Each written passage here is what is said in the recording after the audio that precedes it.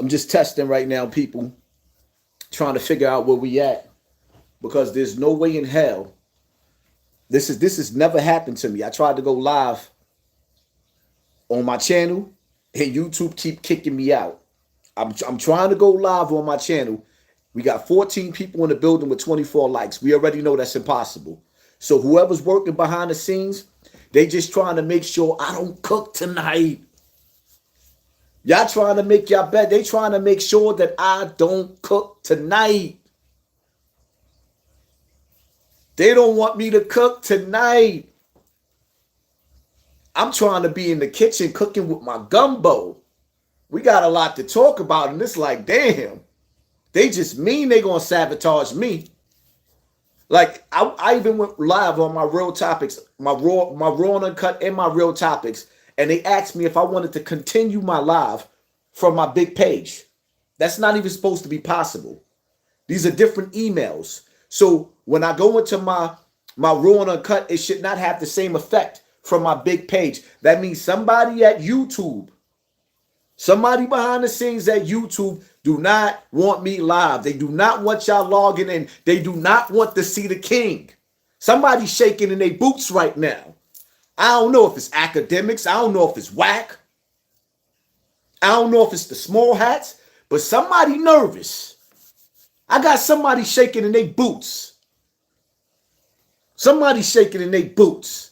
Huh? What's that song? The champ is here. Yeah, they know the champ is in the building.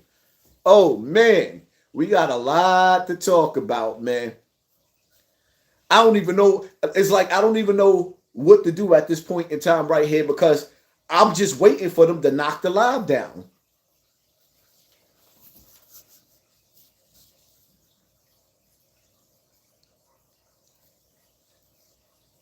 They acted up.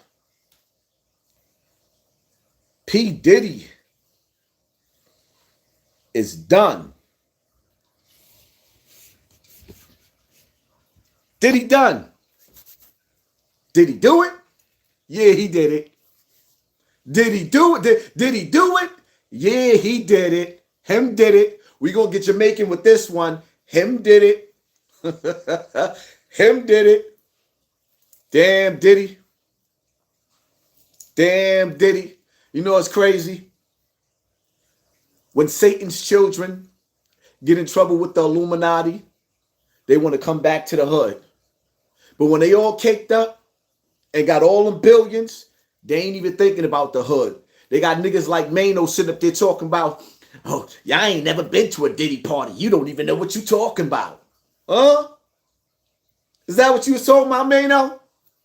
Y'all ain't never even been to you ain't never even been to a Diddy party. But I bet you been to a Diddy party, my nigga. And you've been hiding, you've been lying about all the stuff that's been coming out in the courts at them Diddy parties, my nigga. I don't even know what you talking about. You ain't been to a Diddy party. Yeah, I know. Yeah, I know.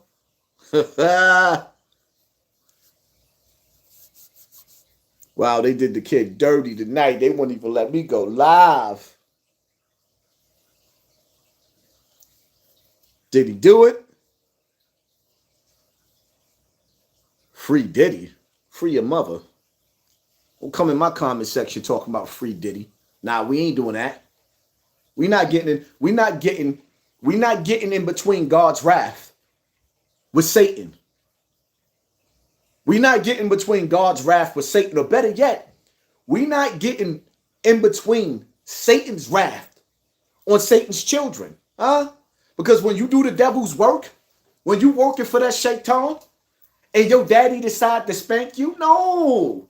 Don't come back over here with the righteous.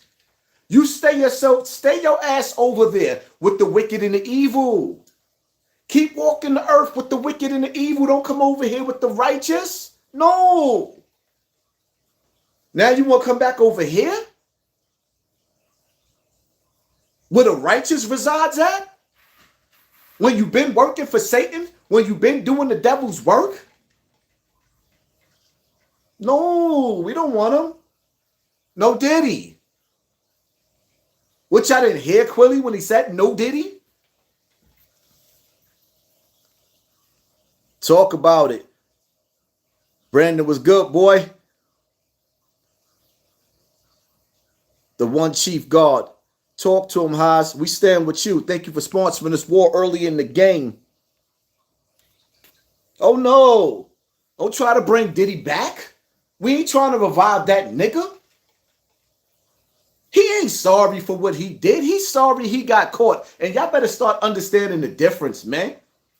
We got all these powerhouses with all that money, and the only thing they give you is turkeys and book bags. That's all you could get. You're not getting no supermarkets. You're not getting no farms. You're not getting educated properly. They're not giving you, they're not giving you trade schools where we could learn how to survive on this plantation. See, the crazy part about it is, see, America is a plantation. It's a corporation. But our ancestors built this. But the crazy part about it is when they took the factories away, they took the knowledge on how to build. Most of us don't know how to build nothing no more. Now you got these foreigners coming over from all over the place, and they can run circles around you because they know how to build everything. They still know how to build. We don't. The knowledge of how to be builders, right? Because the Masons, they're builders. The knowledge of how to be builders has been taken away from us. So now the only thing we know how to do is rap and act. And wait for Satan to allow us to knock on his door and let us into the house of Diddy. Huh? Diddy was in competition with body artists on Spartacus. The house of body artists. That's what Diddy was doing. But what you think get ready to happen to Diddy? Huh? 1,000 bottles of baby oil. Yes. I put that. Listen, man. I changed my title up. I changed my thumbnail. Because for whatever reason, YouTube was just rejecting. So I said, all right. I know what they're doing. Every time I go live, it sends out a new notification. So, all right. I know what I'm going to do. I'm going to just try everything a little bit different. Now I got it up instead of diagonal the way I normally do it. And man, it is what it is, man. Y'all seen the bullshit. Did he do it? Yeah, he did it. Him did it. Oh, yeah, he did it. Diddy is guilty. This do-rag is killing me. Woo!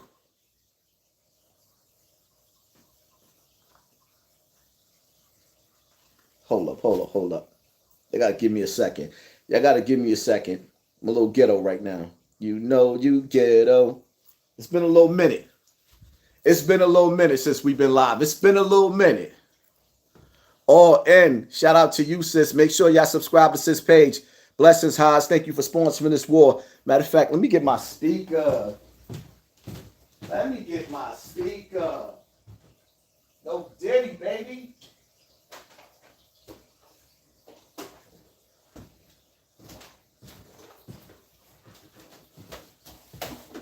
Where's that charger at?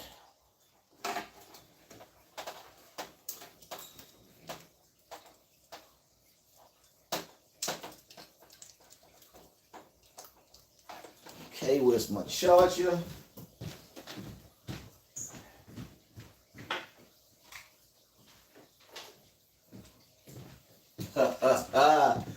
Oh, y'all know I'm going to talk my shit tonight.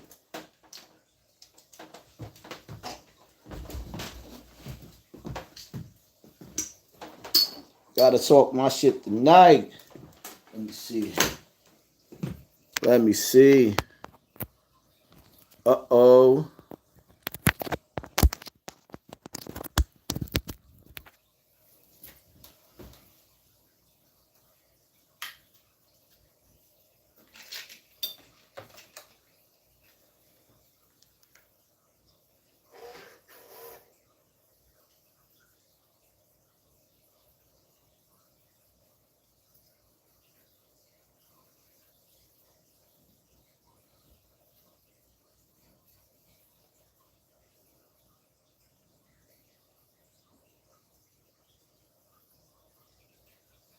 Y'all know I'm going to be on my bullshit, right? For those of y'all that don't know, let me see. Let me see.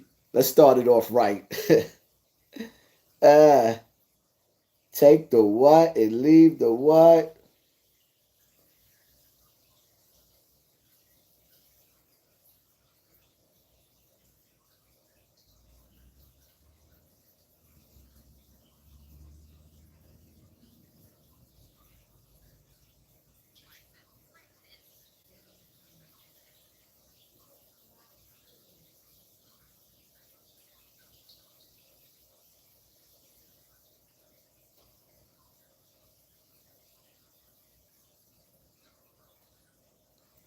Let me see something.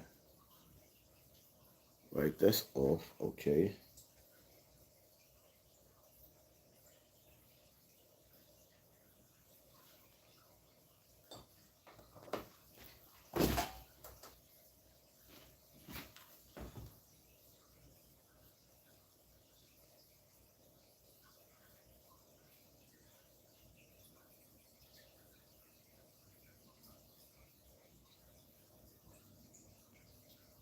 Abused dozens of women. Attorneys on both sides are right now making arguments about whether or not Combs should be held before trial.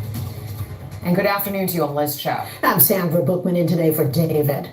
That sprawling new indictment paints a disturbing picture of an alleged criminal enterprise run by Combs. Federal prosecutors say he used his business empire to commit crimes, including sex trafficking, forced labor, kidnapping, arson, bribery, and obstruction of justice. We've seen cracks in the facade over the years, with 11 civil complaints filed against Combs, accusing him of verbal, emotional, physical, and sexual abuse. In November, he settled a lawsuit with his ex-girlfriend, Cassandra Ventura. Months later, this video surfaced of Combs assaulting her in a hotel back in 2016. And then earlier this year, law enforcement raided homes owned by Combs in Miami and LA and seized a cache of weapons and digital recordings, along with other evidence. And then last night, Combs was arrested at the Park Hyatt Hotel right here in Manhattan. He was seen eating dinner hours earlier and just yesterday posing with his family for a photo in Harlem. The attorney defending Combs still standing firm that Combs is innocent. We have live team coverage this afternoon. We're going to begin with Eyewitness News reporter Darla Miles in Lower Manhattan with the details from today's court appearance. Darla?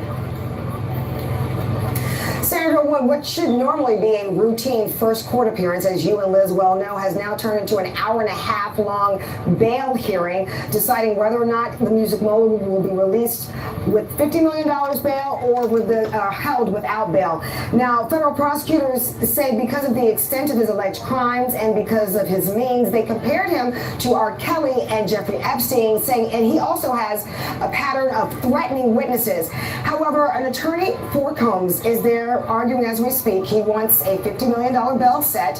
He says Diddy came to New York City to voluntarily turn himself in, that he's trying to sell his plane, and that he also surrendered his passport and the passports of his 5 children, and he says that should count for something in setting bail.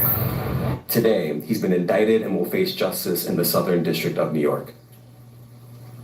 Second, we are not done. The multi-million-dollar empire built by Sean Diddy Combs, which include Bad Boy Entertainment, Ciroc Vodka, and Revolt TV, according to federal prosecutors, was used to bankroll a racketeering conspiracy led by the 54-year-old music mogul. The indictment alleges that between at least 2008 and the present, Combs abused, threatened, and coerced victims to fulfill his sexual desires, protect his reputation, and conceal his conduct. The 3-count indictment for racketeering conspiracy, sex trafficking, and transportation across state lines for prostitution describes highly orchestrated performances of sexual activity, referred to as freak-offs, when Diddy is accused of plying his victims with drugs to keep them obedient and compliant, during which time he hit, kicked, threw objects at, and dragged victims at times by their hair. The freak-off summed...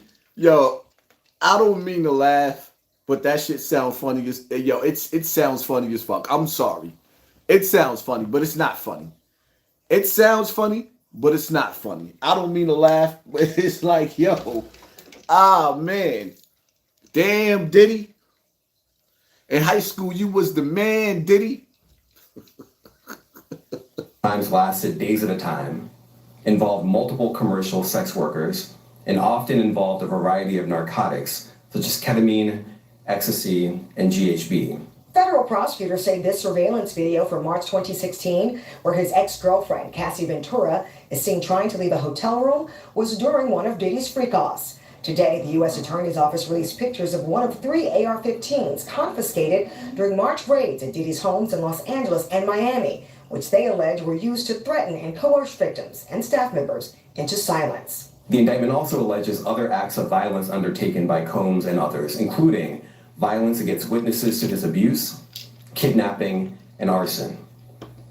The indictment alleges that on more than one occasion, Combs carried or brandished firearms to intimidate and threaten victims and witnesses. Diddy's attorney maintains his innocence, saying he's keeping his head up and vowing to fight all the federal charges against him. His spirits are good. He's confident. He is dealing with his head on. Now, I was in court when Diddy arrived around 2:30 this afternoon. He had his hands behind his back, not in handcuffs. He was wearing a black T-shirt and gray sweatpants. He is listening very intently to the arguments of his attorney, recommending that that bail be set on $50 million and that he is able to walk out of the federal courthouse here today. 3 of his sons and other family members and friends appear to be in court today. Eyewitness News reporter Kimberly Richardson is still inside as those arguments are going on. She'll have the latest coming up tonight on Eyewitness News at 5.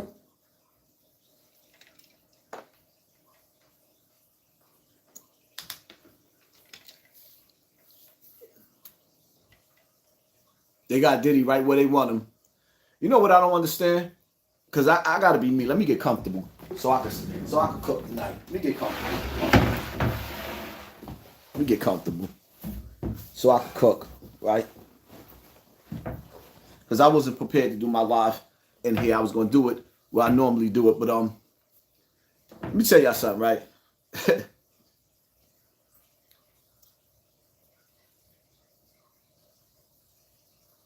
I'm a street dude, right?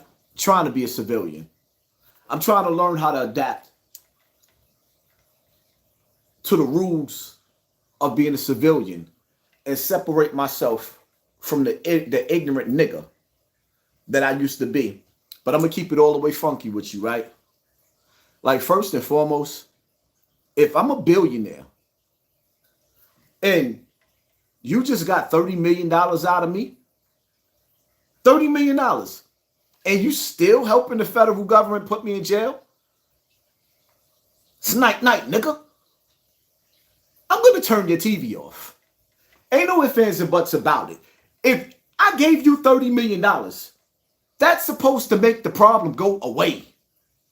I'm being real. That's first of all. Second of all,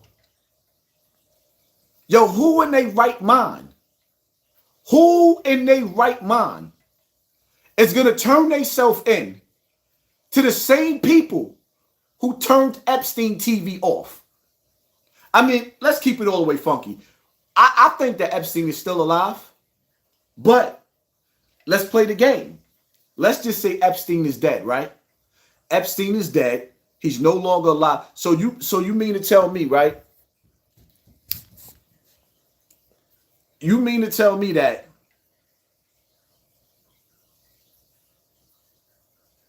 you know these people, they're going to arrest you. They're going to put you in jail. And when they put you in jail, if they think that you're going to tell, they're going to send you to the afterlife to meet your ancestors. Or they just may leave you in jail. The nigga is facing life in jail. He's 50. Diddy is in, matter of fact, let me see.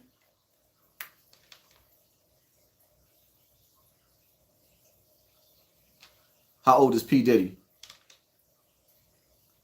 54 years old. Anything they give him at 54 years old, if they give him 20 years, that's a death sentence. The nigga 54, 55 years old, anything they give him, if they give him 10 years, that's a death sentence for him. So Charles Wilson, so proud of you, brother Hassan. You're a true warrior. You got that killer detox, chosen one instinct. May Allah, may the Most High continue to elevate you and family. Thank you, family. Thank you for sponsoring this war. All of y'all that's following me on this page, that's been in the building. Y'all see I started this live 20 times and they knocked me out on this live. Y'all need to make sure y'all subscribe to Snotbox TV. Y'all also need to make sure that y'all subscribe to my Patreon on patreon.com. And y'all need to be on my Rumble. I think it's Hassan 14 or 55, something like that, Rumble or whatever the case. Because obviously, they're not going to give y'all my notifications. So y'all need to make sure y'all following me on IG, Snotbox TV. IG, Poppy from Bronx River. Don't follow no Hassan Campbell page on IG. Every Hassan Campbell page on IG is compromised and is somebody else's. So they done took my name and allowed somebody else to take my name. So none of the Hassan Campbell pages on Instagram is mine. Don't follow me on that.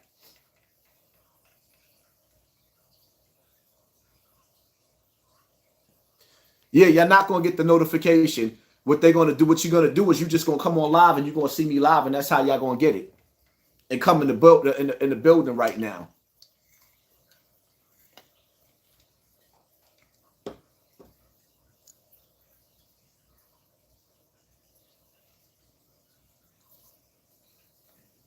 And see, y'all gotta, I want y'all to understand something, right?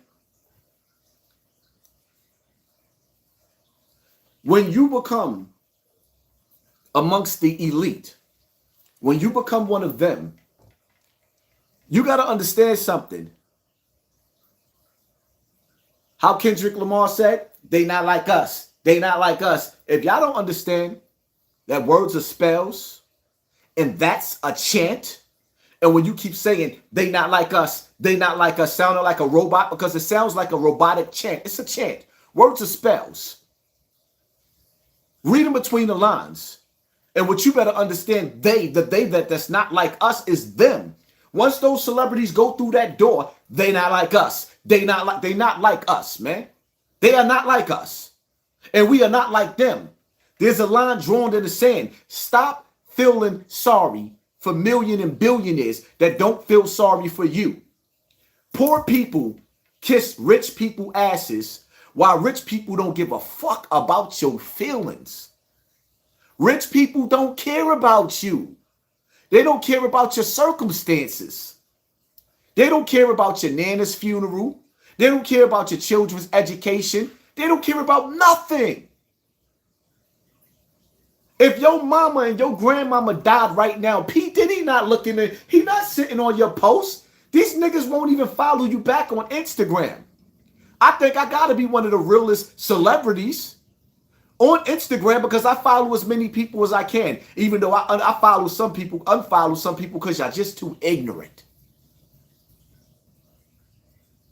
All these other celebrities don't follow you back because they feel like you beneath them.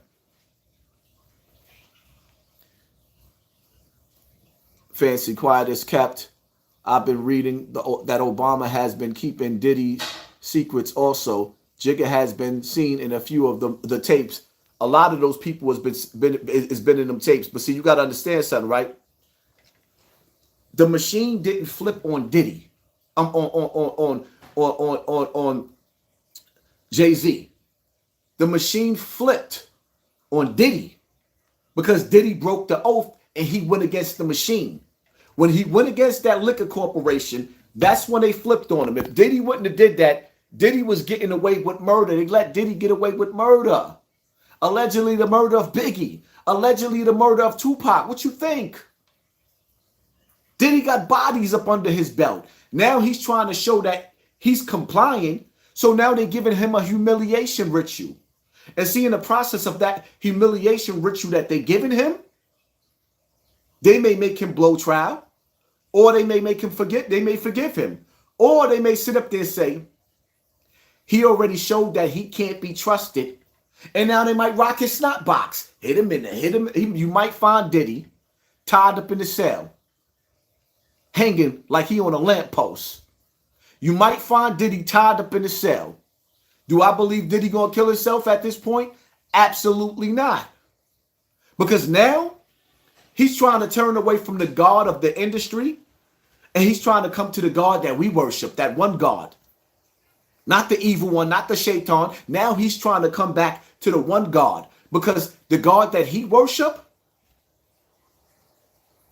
the Lord of the music industry, because that music industry is Satan's house. And in order to get in Satan's house, you got to knock on Satan's door. And then when you get through Satan's door, you got to go through Satan's ritual. They showing you how to break a billionaire. Same prosecutor as R. Kelly, and they both were 54 when they got prosecuted. And they both overstepped their boundaries because their head got too big. It's just that, see, Diddy took too long to come back to the people. He took too long to come back to the people. Because we suckers. Yeah, we suckers. We got good hearts. We suckers. We'll forgive Diddy before we forgive our own family members that we beefing with. We got family members that we not even talking to, but we'll forgive Diddy before we forgive them. I know. Suckers. Not me. Not me. But y'all got to get on Mano. Mano. Jermaine. What about Jay-Z? Jay-Z don't have nothing to do with this. Absolutely nothing to do with this. And it's it's sad because y'all flipping on Jay-Z before the Illuminati flips on him. The Illuminati is happy with Jay-Z right now. You don't see them calling Jay-Z out. As a matter of fact, instead of us sitting up there, okay, now that Diddy is in jail, I'm not going to scream free Diddy. But what I am going to say is, why they not showing us the rest of that Epstein list?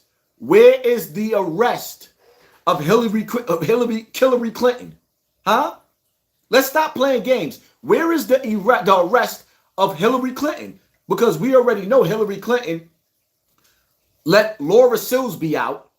And if y'all don't know who Laura Silsby is the chick that was working out there in Haiti that got caught taking the kids. She kidnapped kids, trafficked kids, and she got caught and arrested. And Hillary Clinton and Bill Clinton released her from Haiti jails while she was caught stealing children. Then they brought her back to America and put her over the 911 alert for missing children. So now you took a child abductor and put her in charge of the Amber Alerts that let us know when our children go missing. Does that make any sense?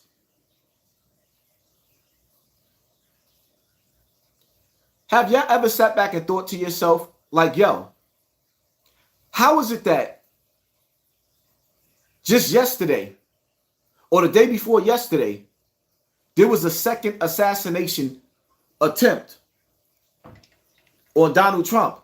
Can somebody please explain to me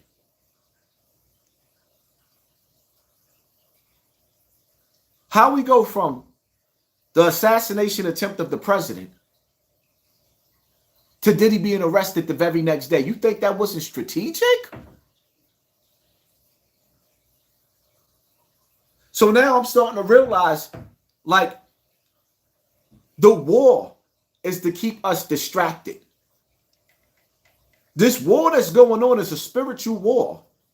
It's a physical. It hasn't really got physical yet, but it is physical because it's also the inside of your body.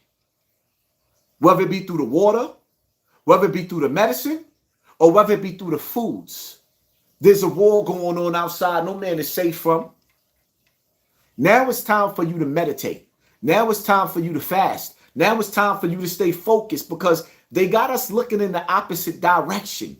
We're not looking where we need to be looking. That's within ourselves. Because the reality of it is, ain't nobody going to do nothing for us.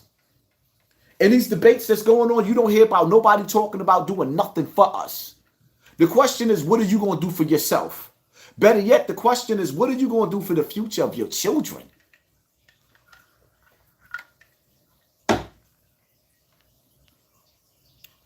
Sean, thank you for sponsoring this war, family. Appreciate you. Oh, it's been a long time since we've been up here cooking. Everybody in the building, make sure y'all hit that like button, man. It's us against the algorithm. It's us against them other YouTubers. You think I don't know? Like, listen, let me tell you something, man. Some of these YouTubers, y'all watch them. I done sat back and listened to some of these other YouTubers brag about how they know how to mess up your Instagram page and brag about how they know how to destroy your YouTube page. I already see what time it is, man.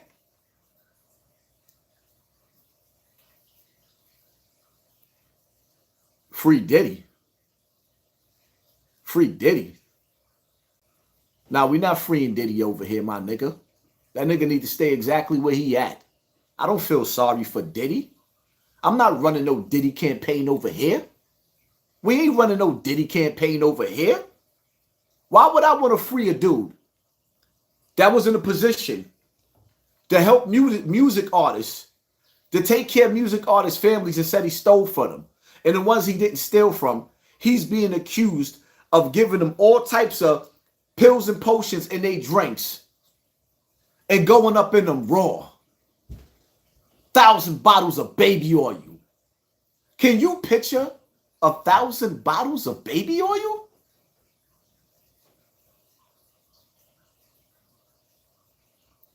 Kels, there's a finish line for everything you do in life. Don't matter where your place, there's definitely a finish line.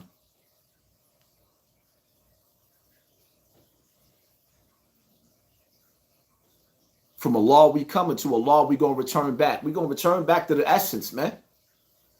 I don't care what age you are, you're going to return back to the essence and you're gonna answer. And some people got to stop trying to get in the way when God is using whatever he's using to give you that universal ass whooping. You can't get in the way of karma. That's the problem with some people, and that's how you inherit somebody else's curse. Because when God decided to give you that intellectual ass whipping, that physical ass whipping, that penitentiary ass whipping, you always got some dumb nigga in the comment section talking about free him. If God wanted him to be free, he'd be free. He's where he's at for a reason. Everything happens for a reason. A reason. The reason that we here.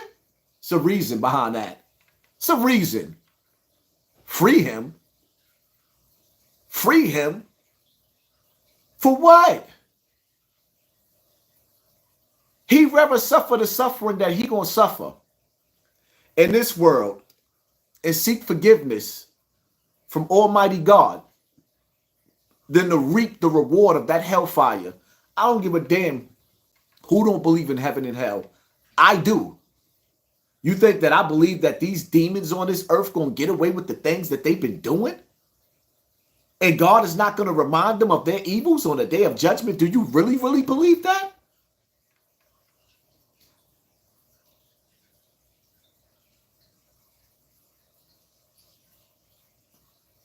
I know Miss Wallace been waiting for this day. I don't wake up wishing jail on nobody. But in this case right here, nigga,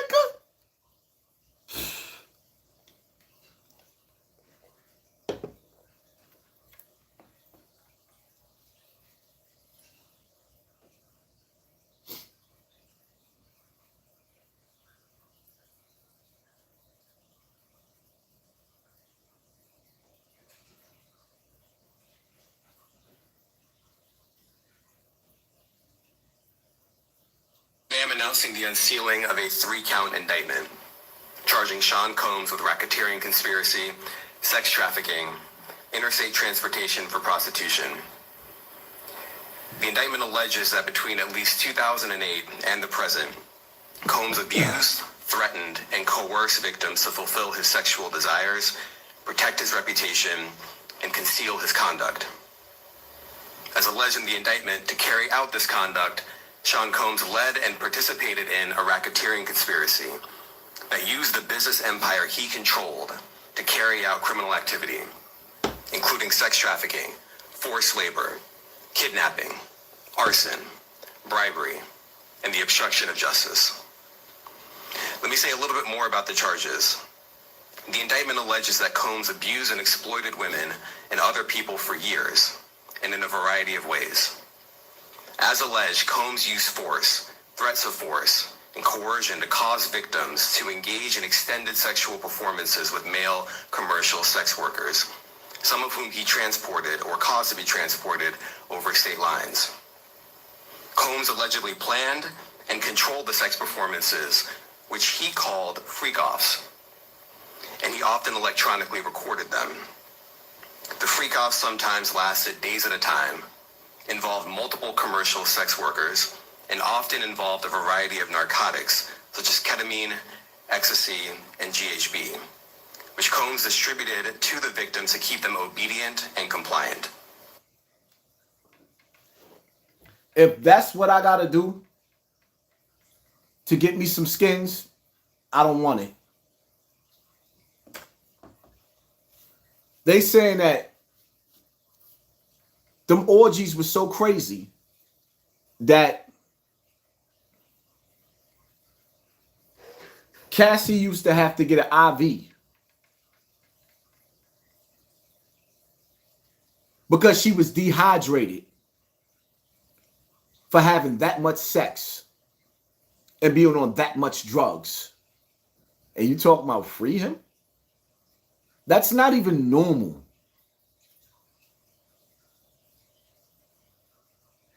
Giving people drugs so that they can't come. So now you got a dude that took something that's constantly keeping him hard for days at a time, and then lining dudes up to smash after smash after smash.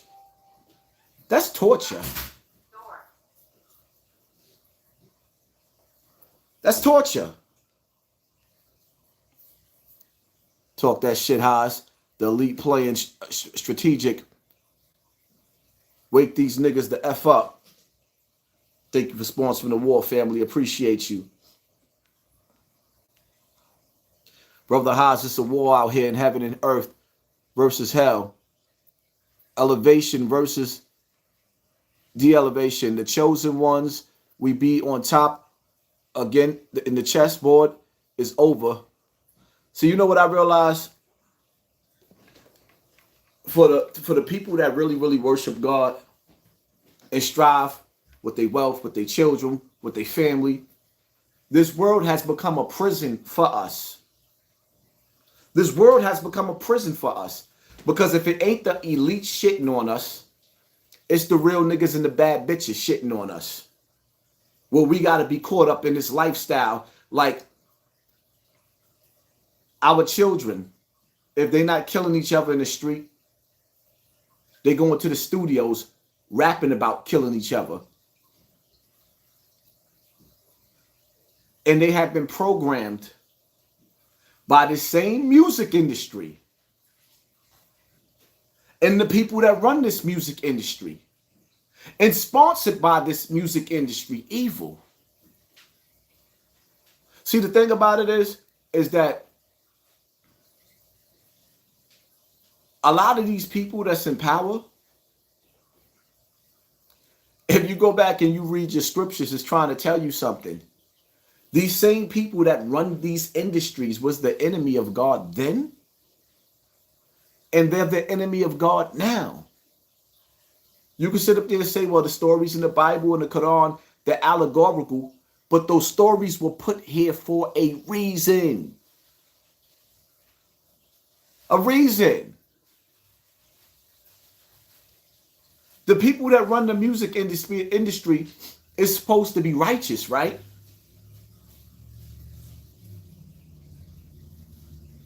Every time you see them do a show, they opening up in the name of God. But which God are you praising? Doing the devil's work. What master are you serving? Doing the devil's work. Sex is supposed to be something sacred, and the older you get, the more I realize it. It's supposed to be something sacred, but it's not. And the more you turn on the internet, or the more you just see the world that we living in, they're pushing homosexuality to our children in the Board of Education, through television, pushing homosexuality on our children. Our children are not even old enough to have these conversations, but yet they keep finding themselves having these conversations. Why?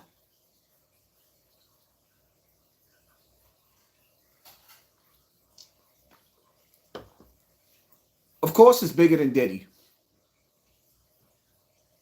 Diddy shouldn't even be the topic of our conversation right now.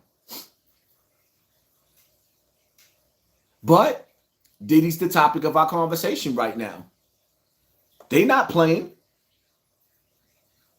If it's not a celebrity death, rest in peace to Rich Homie Quan. Because if you think we ain't got some more celebrity deaths coming that's bigger than Rich Homie Quan, oh, we got some more coming. I keep telling y'all, this is a ritual that they do when they need a distraction. You know, like Kobe Bryant, his helicopter going down. You think that the technology in those helicopters couldn't have got Kobe through them fogs? The same way when you get on an airplane, the airplane makes it through all the turbulence, all the shaking, all the clouds, all the fogs, all the storms. It makes it every day. But now the helicopter couldn't make it. And then the Cosbys just predict. Yo, the Cosbys are predicting everything. Everything. The Cosbys are predicting everything.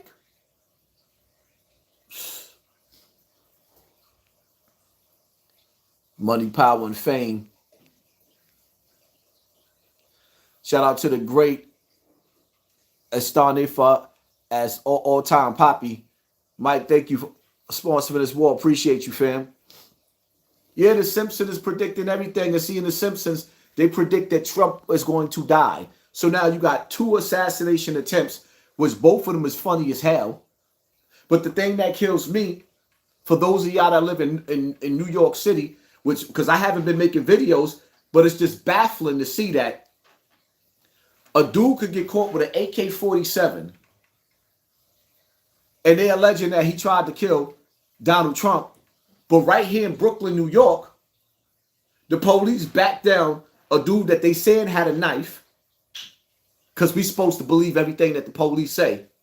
And you kills a dude with a knife, but a dude that tried to kill the president with an AK-47, he makes it to jail. And the police was so reckless that they shot 4 people, including the police, on the train stations. And then it's like, wow. So now that we back around election time, y'all trying to get us back into that Breonna Taylor spirit. You're trying to get us back into that Black Lives Matter spirit. You're trying to invoke that curse called Black Lives Matter. But the only problem is that the people we don't accept Black Lives Matter no more. We don't accept them no more. So they trying to figure out a way to slip my son, Tamika Mallory. And this is why they playing with my channel, because y'all got to understand something. It wasn't Candace Owens that was flipping on Black Lives Matter first. It was Hassan Campbell getting on my son, Tamika Mallory, and all the rest of them. It started with me. How y'all think my platform got so big? But it's so big, but it's small at the same time. Make that make sense. They want our sons' fudge packed and for whatever.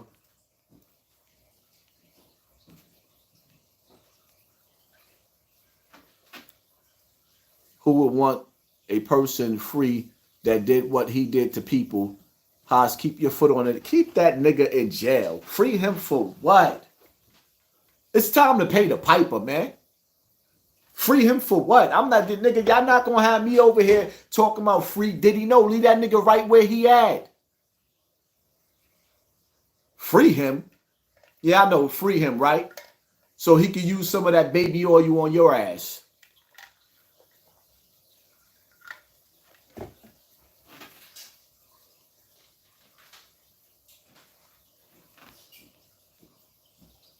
Great show, Haas.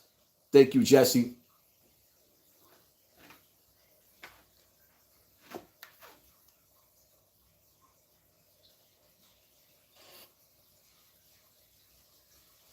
Remember this, y'all?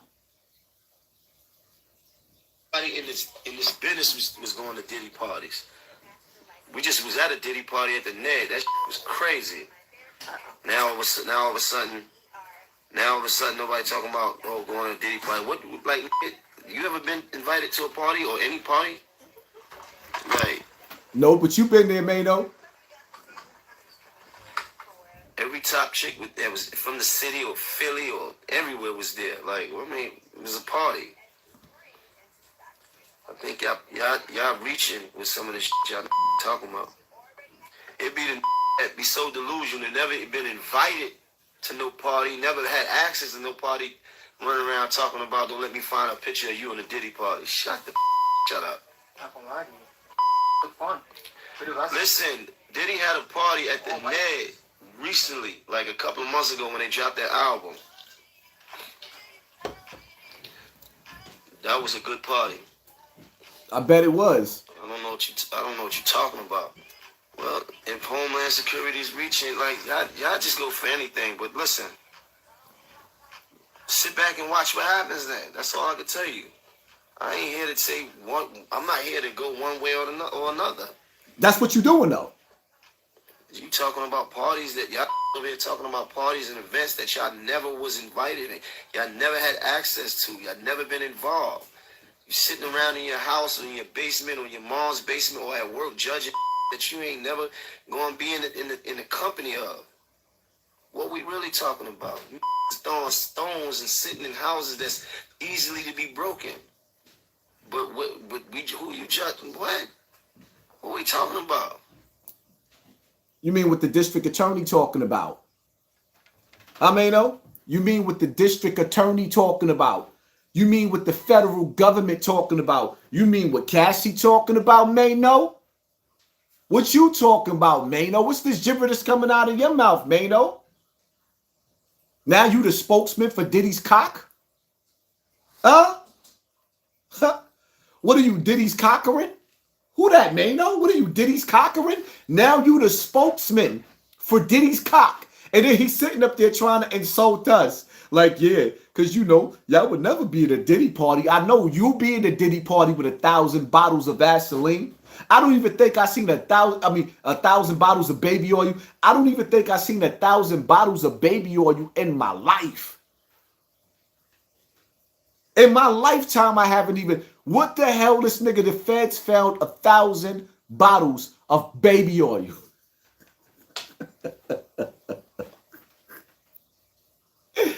Yo, I'm just saying, like, damn, I don't even think you probably use 5, maybe 10 bottles of baby oil in a lifetime. Like, damn, this nigga had 1,000 bottles of baby oil. That's a lot of slippery sliding there. And then this nigga tried to even push the issue.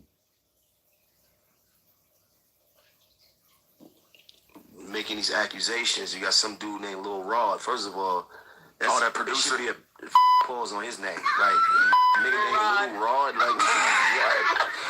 That's pause. Do you think it's like a agenda to destroy popular? This is what I'm saying. And if you know anything about, the 60s, and I hate to get all like this, but if you know anything about the 60s and what they did with black leadership and all that, these were some of the tactics, right? To destroy you. Basically, they divide and conquer, like right? J. Edgar Hoover. There you go, right? So COINTELPRO, what they would do was they would put out misinformation, have us looking at each other, right? They sending out letters and sending out things saying, this one talking about that one, this one got caught doing this, right? Mm-hmm. And it keeps us disorganized, right? And also propaganda, which is fueled through the media, is a tool that's always been used. Media controls the mind. This is what I'm saying. So I'm not quick to jump at what everybody else is running towards, like, because if you ask the average person, She's like, what you think he did? He's like, I don't know, he did something. I don't know. Like, you know what I mean? He was sex trafficking. Oh, all right, what's sex? Like, they got to give me a clear definition of what sex trafficking is. So you saying he was what? He was making people sell their body? Like, I'm saying, is it underage? Like, it's not clear to me. So I'm not jumping in that. Oh, it's about to be clear to you, nigga. It's about to be real clear to you niggas. It's about to be real clear. And see, it's crazy because when you sit back and you analyze this industry, right? And the powers to be, then you sit up there and you think about that little crooked, that little, let me watch what I say about that, about B Stinger, Ron Savage, right? Because Ron Savage, he used my story, not his story. He used my story when he seen my story, came out 6 months later. Then he got down with those politicians, right? Listen to what I'm about to say. Then he got down with those politicians. And they went and they marched and they opened up these laws. Because before you couldn't use these laws on niggas like Diddy. You couldn't use these laws on people like Epstein and all the rest of these guys. They didn't have these laws. So the Child Victim Act was something that Ron Savage actually participated in. And somewhere down the line, y'all heard the audios. I ain't got to play the audios no more. This Child Victim Act in these cases overturned laws. And that's why Diddy ass is in hot water right now. Yeah. That's why that's another reason why you see so many people coming at me, because my voice needs to be silenced. I am the reason. I don't give a fuck what nobody say. I'm the reason why everybody started coming out on these accusers. Niggas wasn't doing this. Everybody watched me on YouTube since 2015, 16, 17, 18, 19, 20, 21, 22, 23, 24. Niggas, 9 years. Creeping up on 10 years of me being consistent calling out these dudes. Free him for what? See, if he was smart, he would have ran his ass right over there with Russell Simmons and stayed over there. If he was smart, he would have ran right over there with Russell Simmons. Because now, they're going to show you how they do their billionaires. Because in order for you to become a billionaire in this world, you have to go through them one way or another. Because they have to invest in whatever you're doing to allow you to get that far. If you decide to become a billionaire on your own and you're successful at it, they will knock you off of the map depending on what you say or what you do. Like, you got to understand something. They didn't care about Dr. York touching them kids for all of these years. They didn't care about that. When they decided to go after Dr. York, they decided to go after Dr. York when he decided to make a village and started building pyramids on his land and started living independent of their satanic system. So you gotta look at history, right? Anybody that represents the old ways of us being villagers in this village, not this corporation of America. If too many people start going back to the villages and back to the farms, it would make them lose power. They don't want to lose power. They want to keep you paying for Con Edison, want to keep you paying for taxes on the land. That's why where Trump messed up again, is when he sat up there and said, no more paying taxes for overtime. He's not trying to give you, they don't want to give you back your tax money. They don't want to give you back your tax money. You're not even supposed to be paying taxes off your work dollars. When they released you from slavery, they didn't really release you. They just made the plantation bigger. I keep telling y'all, the house Negroes of today is these celebrities. Keeping you engaged, keeping you entertained. And I'm like, explain to me, right? How do we go from a couple of years back boycotting the NFL to now we mad. And see, this is the trickery that I need y'all to pay attention to. The trickery. So now, y'all niggas is actually arguing and mad because Lil Wayne is not performing at the same NFLs that you're not supposed to be watching.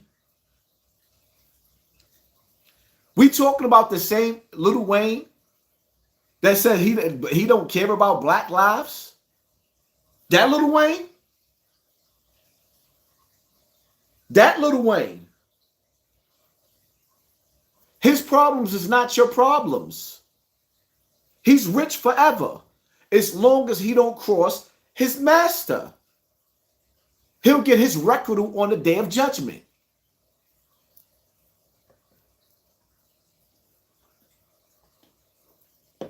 So now we arguing about the NFL?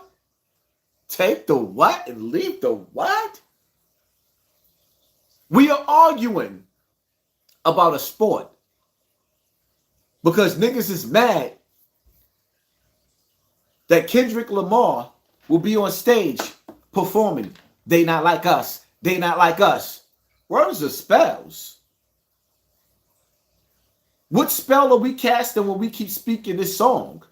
What is he trying to tell us? What does that really mean? They not like us. Yes, we can. Huh? Those are spells. What are we spelling on ourselves? It's crazy how some of the greatest lives that I've ever done has been taken down off of YouTube, over 1 billion streams. And now every other YouTuber is running around taking credit off of the shit that I've been saying for the last 8-9 years on the internet. Incorporating my whole style and all of my sayings is what's growing their pages.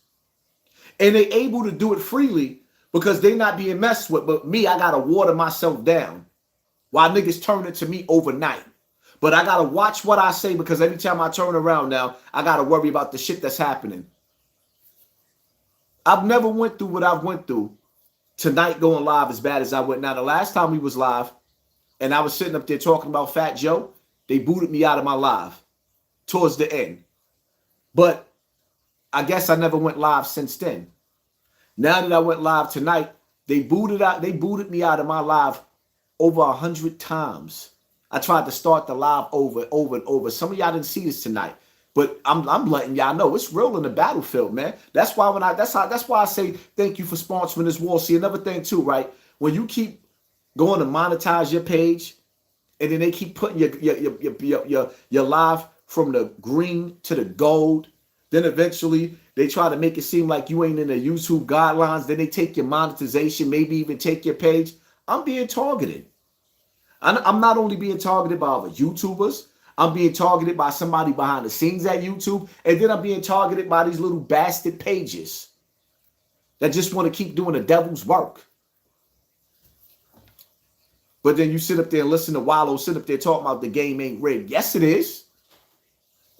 Who the hell you know got over 1 billion streams but only not even 500,000 subscribers? Mathematically, that don't even make any sense. Mathematically, that don't even make any sense.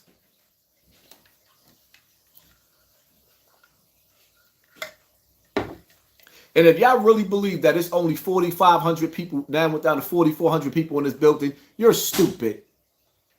I guarantee you, this live that y'all watching, I guarantee you this live y'all watching right now, there is no less than 30,000 people watching us right now. Talk about Diddy and 1,000 bottles of baby oil. Like, damn. It ain't that much slipping and sliding in the world.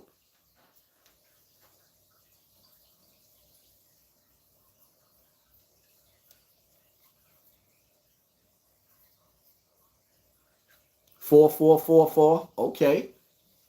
That's a righteous number right there. We got 4444 in the building right now. Huh?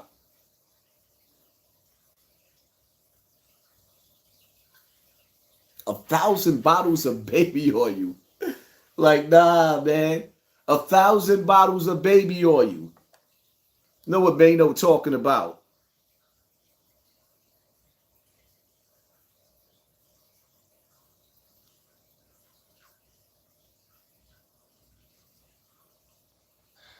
close to $1 billion fall down. That's our inspiration for.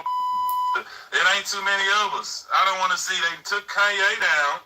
We forgot about Kanye, and the good thing he able to do his own, man. That's how I look at it, man. We losing another billionaire over allegations at this point. Still ain't no criminal charges.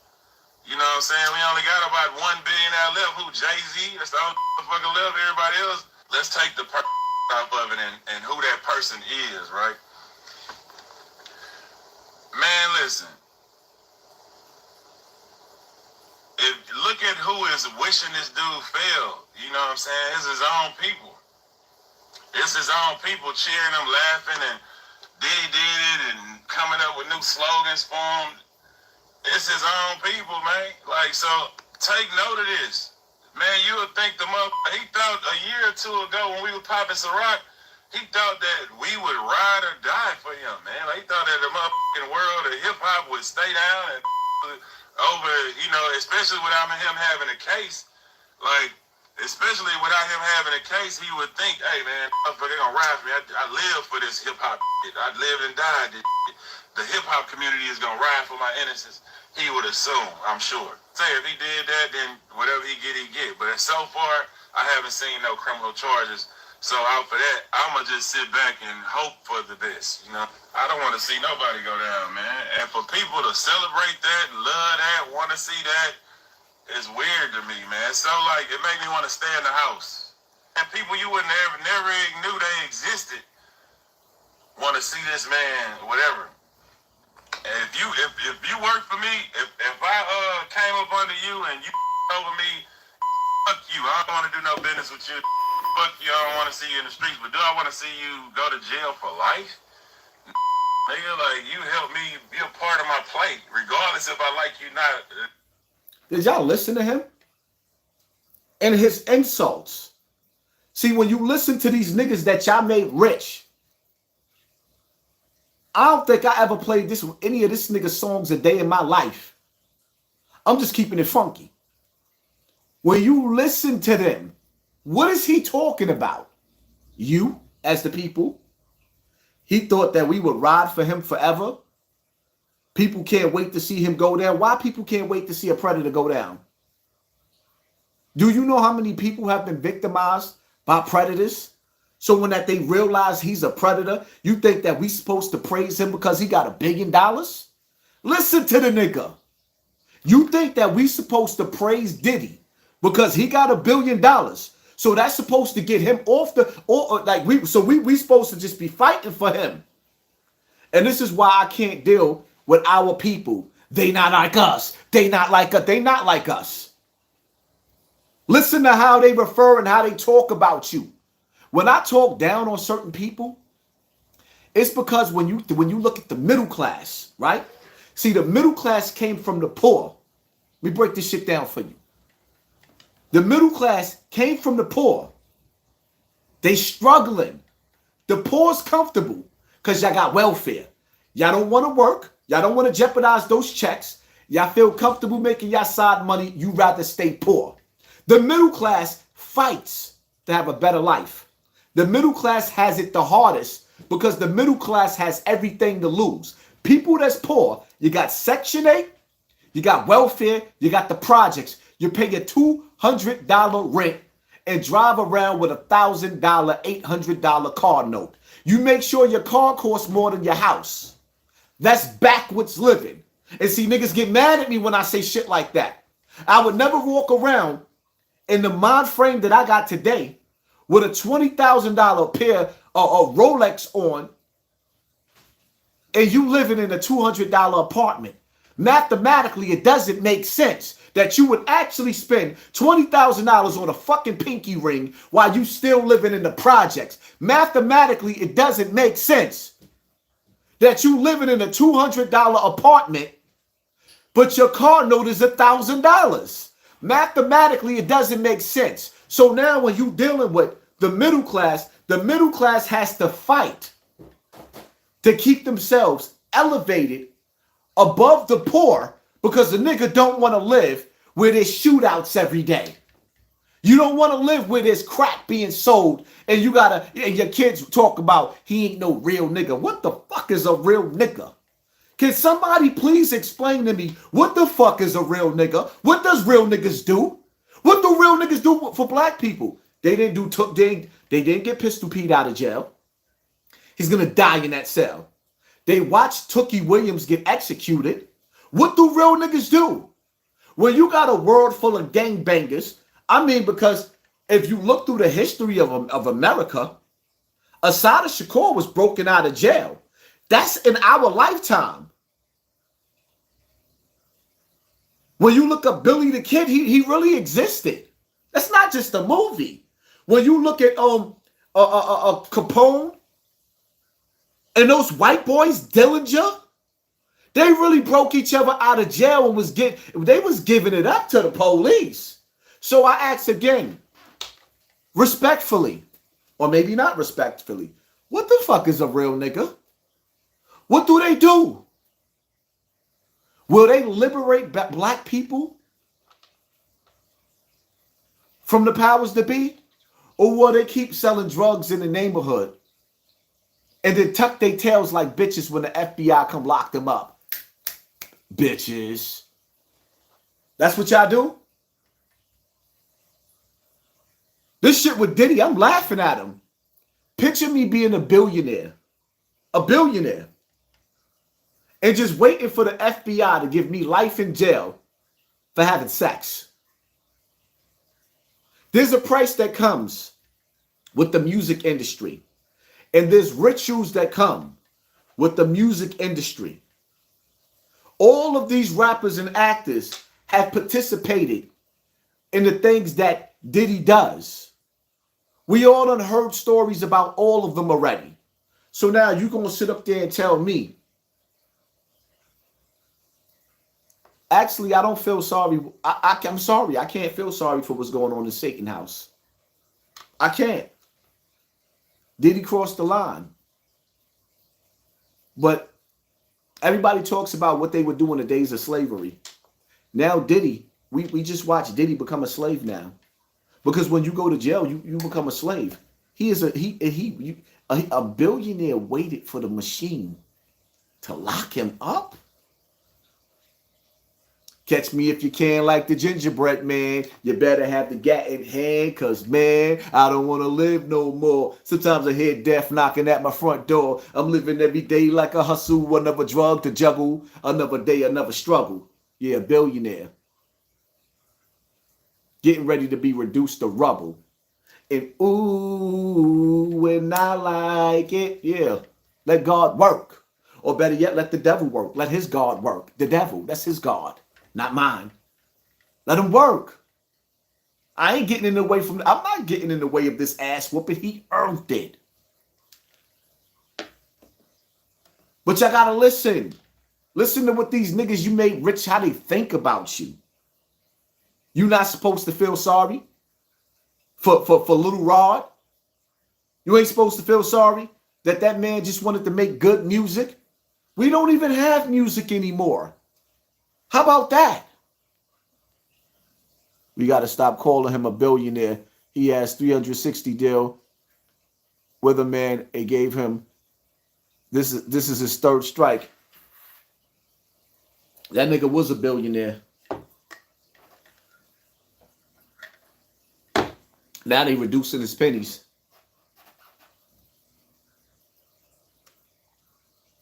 They made him, and they can break him. They not like us. They not like us. They not like us. They made him.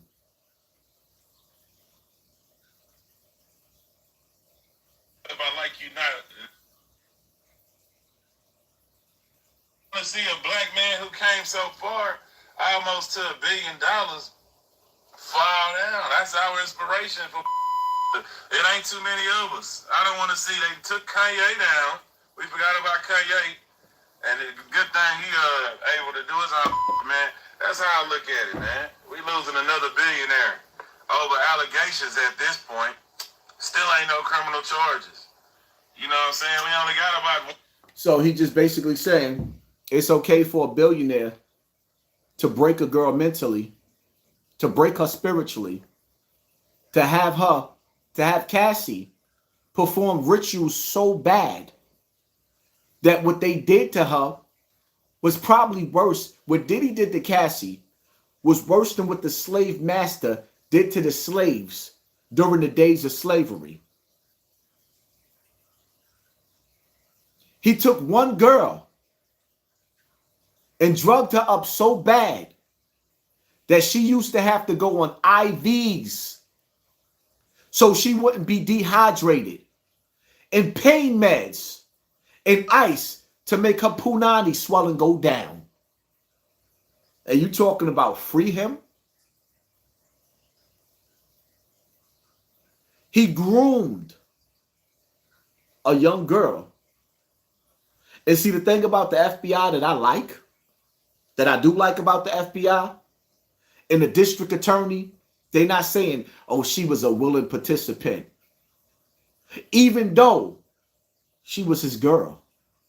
They're not saying she was a willing participant. They saying, nah, this nigga was evil. We gonna get you some justice. You know the shit that the people supposed to be doing with me and the shit that happened with Bam? Right. That's how you know our brains is broken.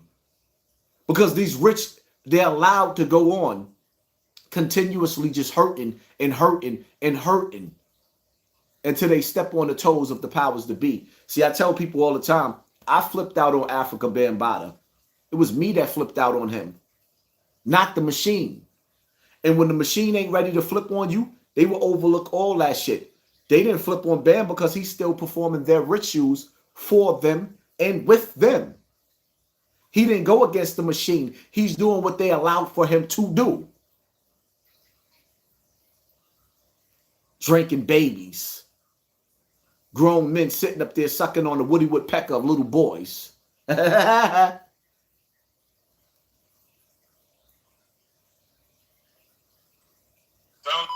love everybody else.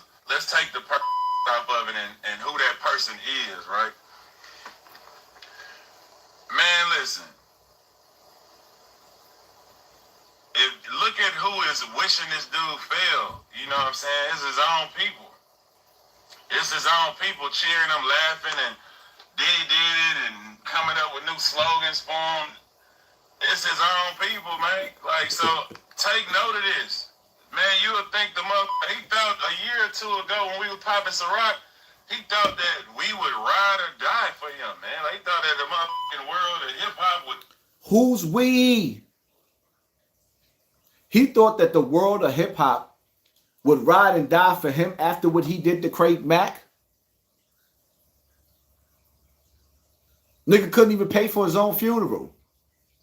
Black Rob couldn't even pay for his own funeral. Look what he did. We still ain't even hear nothing from Total.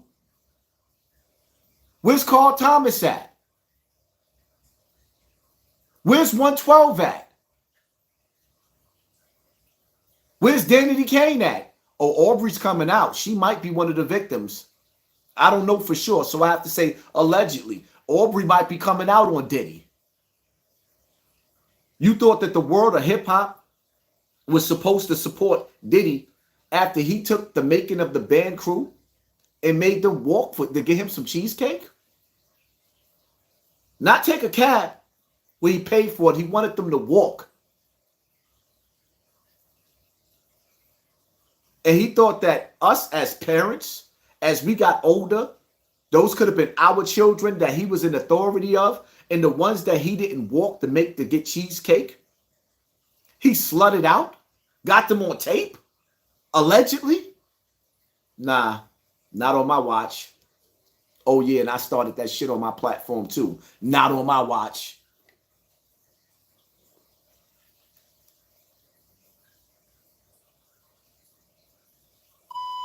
Over, you know, especially without him having a case, like, especially without him having a case, he would think, hey, man, they're gonna ride for me. I live for this hip-hop shit. I lived and died this shit. The hip-hop community is gonna ride for my innocence. He would assume, I'm sure. Say if he did that, then whatever he get, he get. But so far, Hardy, thank you for sponsoring the war. No criminal charges So out for that, I'ma just sit back and hope for the best. You know, I don't want to see nobody go down, man. And for people to celebrate that, love that, want to see that, it's weird to me, man. So like, it made me want to stay in the house. And people you would never knew they existed want to see this man, whatever. People you would have never knew existed. I guess he talking about the regular people. But the reality of it is, I think Slim Thug, I think his head is too big, because the reality of it is, I'm going to keep it funky. I don't think he's bigger than me. I'm just going to ask in the comment section for y'all to engage. Do y'all think Slim Thug is bigger than me as a personality right now? Hit yes if you think he's bigger than me. Hit no if you think he's not bigger than me. I just got to ask, because it's just the way that he's belittling us as a people. Stay positive. Since we all came from a woman, got our name from a woman, our game from a woman, I wonder why we take from our woman, why we rape our woman. Do we hate our woman? Keep your head up, all you beautiful souls. I'm just asking. I'm looking at the comment section, and most of the comments are saying that I'm bigger than him. Do y'all think that I'm a smaller personality? If y'all think he's bigger than me, put yes. If y'all think no, put no. I'm sorry, but I couldn't name not one. A matter of fact, I think I know one song from Slim Thug, Like a Boss. Like a Boss. Who the fuck is playing Slim Thug right now? Is anybody in the comment section? Is Slim Thug in anybody's speaker? Is anybody in the chat right now playing Slim Thug in their car? Inquiring minds want to know. I'll wait.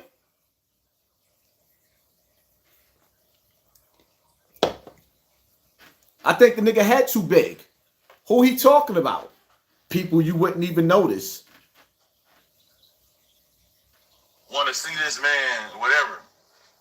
And if you work for me, if I came up under you and you over me, fuck you. I don't want to do no business with you. Fuck you. I don't want to see you in the streets. But do I want to see you go to jail for life? Nigga, like, you help me be a part of my plate, regardless if I like you not. Listen, I'm not going to say that I want to see Diddy do life in jail. I'm not going to say that neither. I didn't say that I want to see him do life, because I believe in forgiveness, but I do think he need to pay the piper. And I'm not going to be the one to get in between God's wrath. I'm sorry. That's the problem with a lot of people too. See, I like helping people, but you know what I realized? I also realized that God is making certain people suffer. And you can't get in the way of certain people when they suffering. Stay out the way. Sometimes you got to get out the way of God's wrath. Because some people don't deserve the handouts that you give them. Some people don't deserve the blessings that you give them, the mercy that you give them. You go bust your ass to go get money. You go bust your ass to work and go get your money. And then you dish your money out to somebody that don't even deserve it. And when you tell them no, oh, they ungrateful. Now, let me say this, right? You know,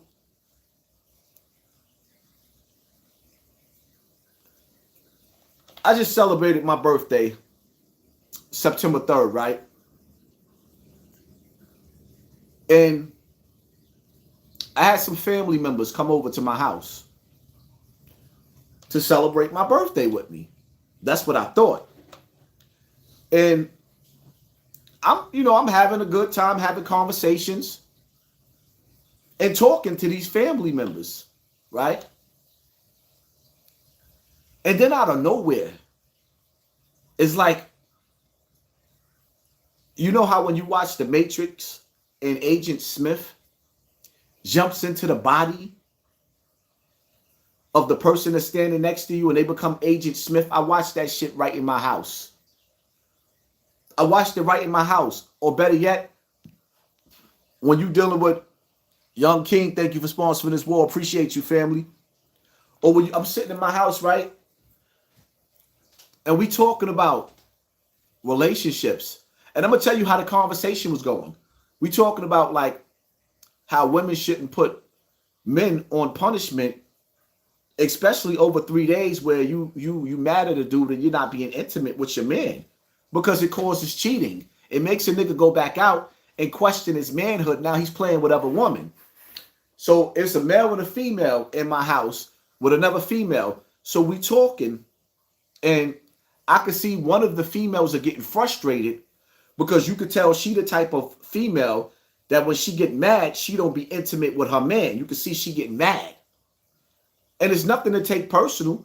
It's just advice. So the other female says to the other female, she said, listen, man, I don't care how mad I get at my man.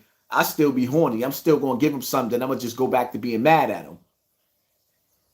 So being that the female agreed with me, a woman should never put a man on pussy punishment. I'm sorry. Never.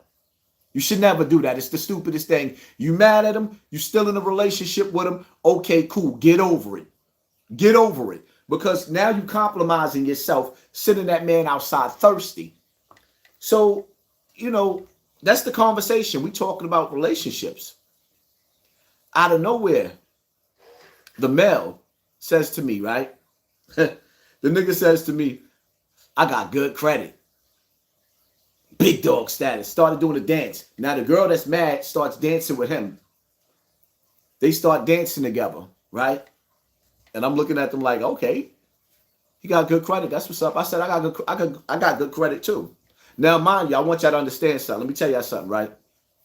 Never in my life did I ever want good credit. I hate credit. I hate the credit system. I don't respect it. I'm never going to be the nigga that brag about having good credit.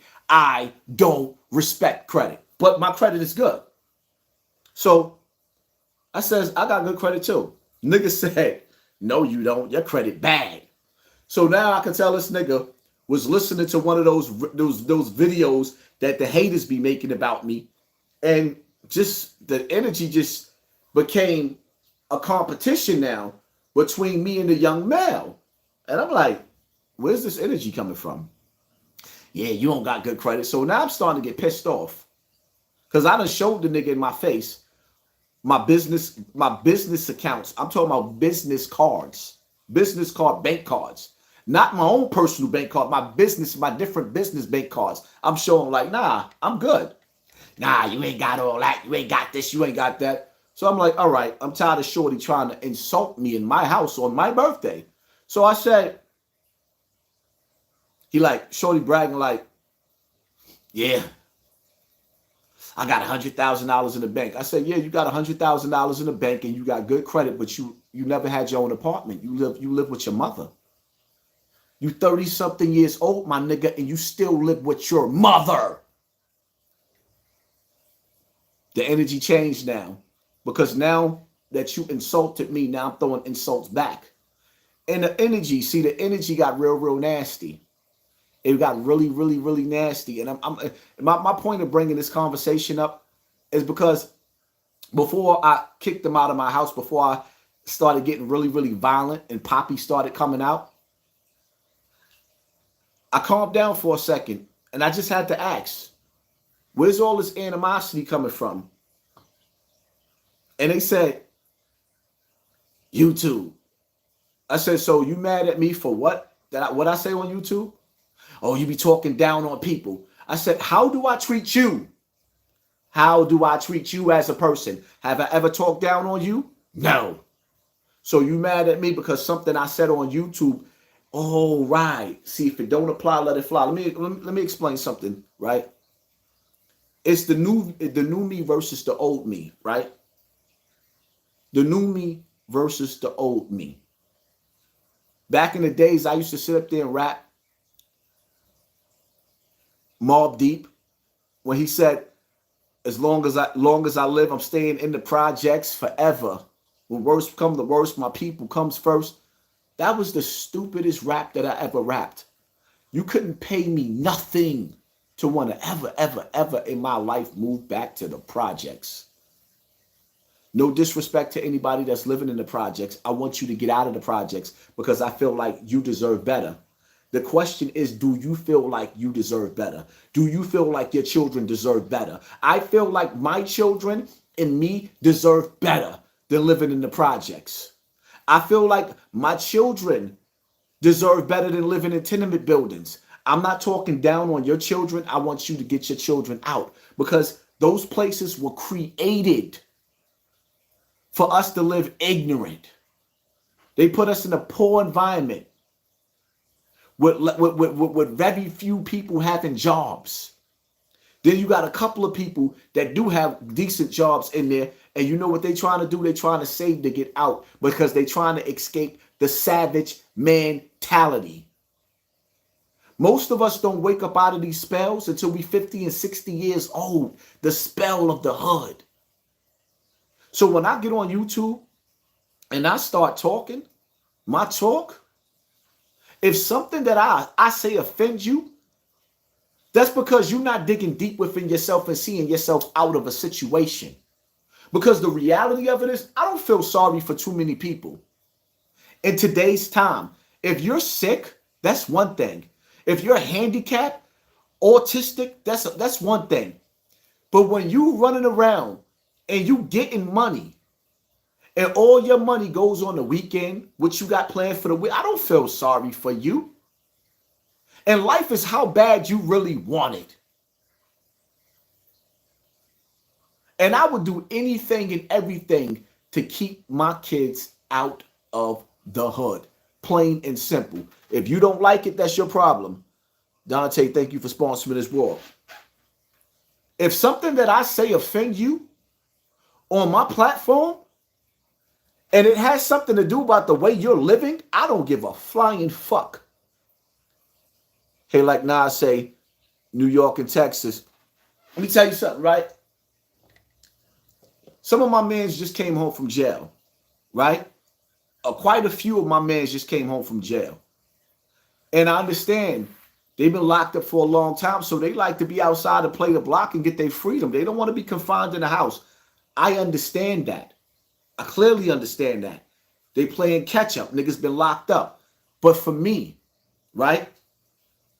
Me and Five Guard, it's like I told y'all before, right? I used to tell Five Guard, right? That my peoples will be home soon. I'll be coming out. And a lot of my niggas started coming home. So y'all started seeing me out. Not on a regular. Here and there, y'all started seeing me out. Posting little videos, showing me on the block, showing me about. And like having my Jim Jones moments, very, very few. Very, very few. Because the reality of it is, I'm going to tell y'all something. Going out on the block, looking at the police patrol, and they thirsty. They debating on whether they're going to jump out and search you. Every time they see you, they debating on whether they're going to jump out and search you. And if you anything like how Poppy was, you know you can't go outside without that toolie. So now you standing outside, you got two guns up under your shirt, and the police is debating on whether they're going to take you to jail because they don't know if they're going to hit the lottery when they pull your shirt up. Why the fuck would I want to stand outside on the block? My outside is not like them niggas outside. I got enemies. And see, one thing about me, when I got shot, I wasn't in my right frame of mind. A nigga was pissy drunk, emotional, going through an emotional roller coaster ride. Nigga, you're never going to get the opportunity to shoot me like that again. Nobody. So why would I put myself outside and stand outside where I know I offend people? I'm greatness. In your greatness, everybody that's looking at me, understand something, man. When you came into this world, you had to battle and compete with 1 million sperm cells. You was the best of the best. You didn't come here to be second to nothing. And that's for everybody that's watching me. So why would you decide that you're going to be last on a list now in life? You came here in a competition to be the best of the best. If you didn't reach that egg, you would not be here. You raced against 1 million sperm cells to fail? Why fail now? You came into this world great. Leave out of this world great. I'm not trying to be second to none. So understand, I understand when I listen to the speeches of Gillian Wallow trying to convince niggas. He keep trying to convince niggas over and over again. First he started with 50 Cent, asking him, Can anybody be blackballed? Yes, they have the algorithm. The algorithm blackballs you. Hell yeah.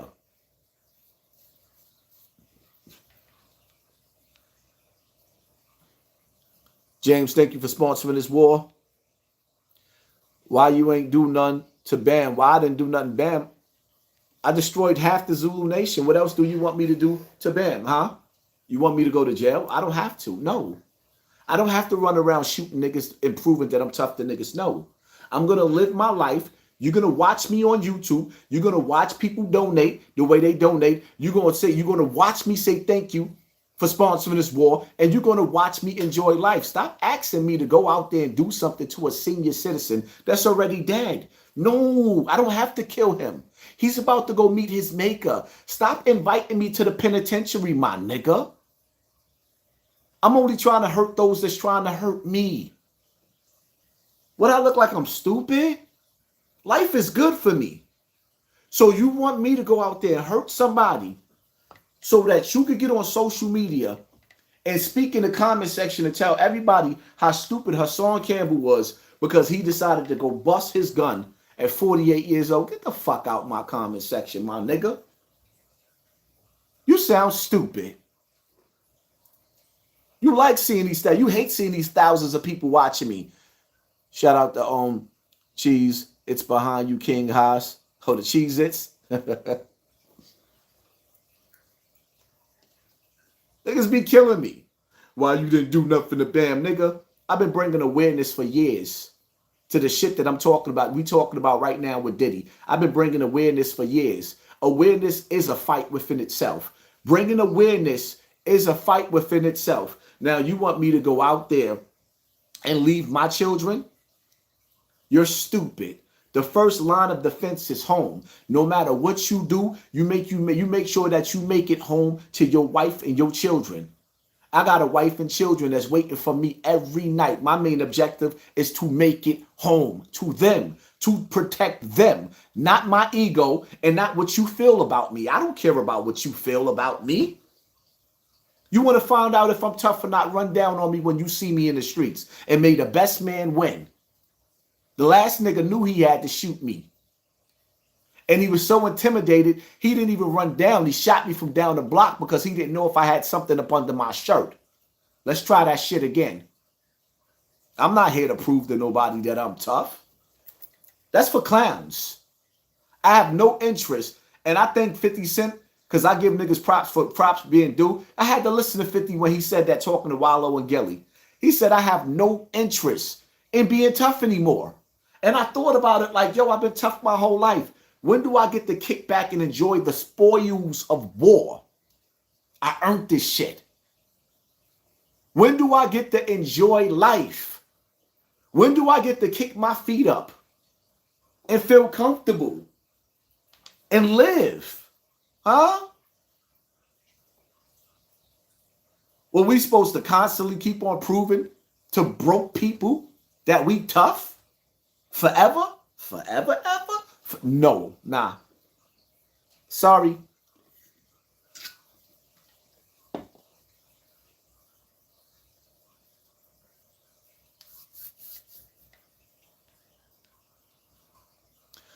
I've been watching you since you started in your car. Keep doing your thing, bro. You said something that was real profound about the sperm cells reaching the egg. That's word. Come on, man. Edward, you came in this world being great. Let me tell you something, man. Never be in competition with nobody. I mean, absolutely nobody. I don't even give a damn if it's for a girl. If Shorty want another nigga, let her go get another nigga. It's going to be a girl that's out there for you. There's something out. God put something out there for all of us, my man. Be in competition with yourself to be a better version of yourself every day. And once you learn not to care what people think about you, what people feel about you, that shit gives you so much power. You know how many people counted me out? After I got shot, I remember Gully TV. He couldn't wait to flip on me. Me and Gully was cool. He was acting like he was cool because he couldn't take the fact that I surpassed that nigga. And even tonight, just looking, it's like, damn, look at this nigga Haas doing what he do.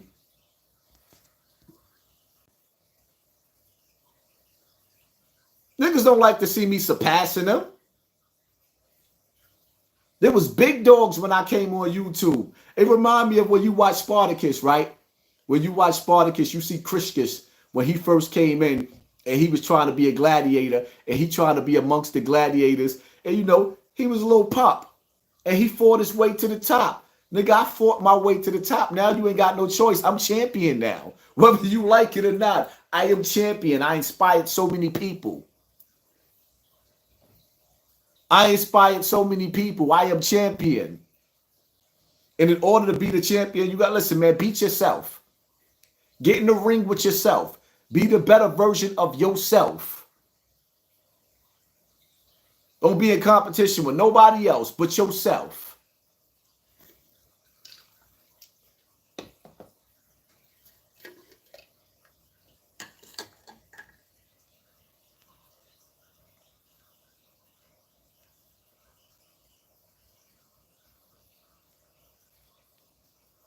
Thank you for your words of encouragement, Haas. Appreciate all you do. God bless you and your family. Thank you, Ashley. Appreciate you. Thank you for sponsoring this war. I need for y'all to start getting back on top of that Patreon. This topics that I want to talk about, that I don't want to be demonetized. I don't want to lose my monetization no more. I need for y'all to get on top of my Patreon, patreon.com. I need for y'all to get over there and support me. If y'all really, really support me, go over to patreon.com and support me, because the reality of it is this game over here, I'm tired of them trying to control what you say and what you don't say. I mean, at the end of the day, I just watched Candace Owens be demonetized. And shout out to Candace Owens, because everything that she said is her opinion. And it's supposed to be freedom of speech. She didn't disrespect nobody. She gave her opinion, and she's being spanked for giving her opinion. And I think that that's whack. So the things that I really want to say, see, you got to understand something, right? Charleston White is a government plan. I need for y'all to understand that. That's why he came through me first. The nigga's a government plan. He adapted my style. But the thing about it is, Charleston White goes on everybody else's platform to say the things that he says, so he gets away with it, because his platform on YouTube is not as big as mine. It's not. But they push him on these government platforms, and that's what he do. And he said, that's what he says. But for me, I can't say what I want to say. I get penalized for. So in order for me to say what I have to say or what I want to say, y'all got to go over to the Patreon and start supporting me over there, because the reality of it is, if y'all want the real content, where I don't have to sit up there and talk about celebrity gossip, I don't feel like honestly speaking, I'm going to keep it funky with y'all. I don't want to keep talking about celebrity gossip. This shit whack. There's a bigger fight going on. I hate talking about the puppets. I want to talk about the puppet master. I want to talk about the people that's pulling the strings. I don't give a fuck about Diddy. Diddy is not on our side. They not like us. You hear that chant, that spell? Remember that every time you hear that song and you say that, that's a chant and it's a spell. They not like us. They not. Remember that. Because he's talking to you indirectly. They not like us. And Kendrick ain't like us neither. He's one of them. He's chosen by the shaitan. He's not chosen by God. He's chosen by the shaitan. He's sponsored by the enemy. We are living in serious times. The signs of the times. So much is going on. So much is going on. Y'all know the big one is coming. Fuck Diddy. Y'all know the big earthquake is coming. Y'all know that big earthquake is coming. Y'all know that big earthquake is coming. Y'all know it's coming. Who been having nightmares? Who's been having nightmares? Let me know in the comment section. Have you been having nightmares? Put yes. If not, put no. Who've been having nightmares? Y'all don't feel what's coming? Who've been dreaming about they dead?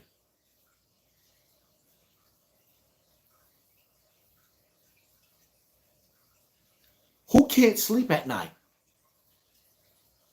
How many people Can't sleep at night. Write in the comment section, I can't sleep at night.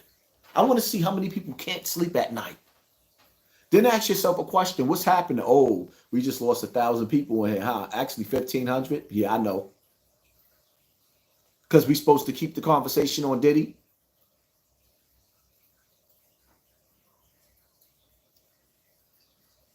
What's happening while we can't sleep at nighttime?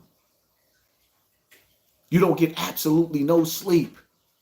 You got to take sleeping pills or you drinking yourself to sleep. I've been drinking. I've been drinking. Then you might find yourself in a situation where one person is sleeping and the other one is up. Niggas going through sleep apnea. Something choking you in your sleep. You constantly waking up out of your sleep, can't breathe. What's happening to us? I don't care who you pray to. Start praying. I know it's hard to control your diet because I'm battling with mine, but stop eating. Stop eating. Or some real shit, start practicing fasting. I think certain days, I'm going to keep it 100 with y'all. I'm being real with y'all. Something ain't right about the food that we eating. It's harder to lose weight. Everybody getting sick. Some people dropping dead. Not even getting sick. Some people getting sick and they sickly. But now there's more people dropping dead than being sick. They be sitting up there talking about, I was just there with them yesterday. Nah, it's time for us to wake up, man. Because there's real shit going on in this world. And I don't give a fuck about no Diddy. I don't care about Diddy. I do care about his children. I do feel bad for his children. I do feel bad for them. Because some of them don't have their mother. And now they don't have their dad. And I do think that Diddy was a good dad to them. Crazy part about it is they found 3 guns inside that house with the serial number scraped off. Nobody else went to jail for none of those charges but Diddy. I respect that. But the world is bigger than Diddy, man. Right now, I don't trust neither one of these politicians. But the game that they're playing and the deck of cards that they're giving us, you hear what I'm saying? The game that they're playing and the deck of cards that they're giving us, with them telling, certain things I'm leaning towards Trump and certain things I'm leaning away from Trump. Because I don't want Kamala Harris, period. Absolutely not. But Trump, when he's sitting up there saying that he's giving the police the power to kill and to give them immunity, nah, I'm not with that. Because the only ones they're killing is us. And that shit is shown and proven over and over and over again. I'm nervous because Trump is telling you that after this election right here, you won't have to vote again. What the fuck do he know that we don't know? Is the Dajjal, is the Antichrist about to take his throne in this world? Huh? Are we waiting for the rapture? Are we waiting for the rapture to get ready to happen? What is getting ready to happen within these next few years that we don't have to worry about voting again? Are they bringing in the new world order, the new world leader? We already know that the big one is coming. The big earthquake is coming. We already heard the wars and the rumors of wars. We just seen New York go through an earthquake that we've never experienced in my whole life. Twice. I was in my bed and it shook. I watched the building on Burnside over on University fall. Part of the building fell right in the hood. On my old stopping grounds, Burnside, University, Andrews, Cedric.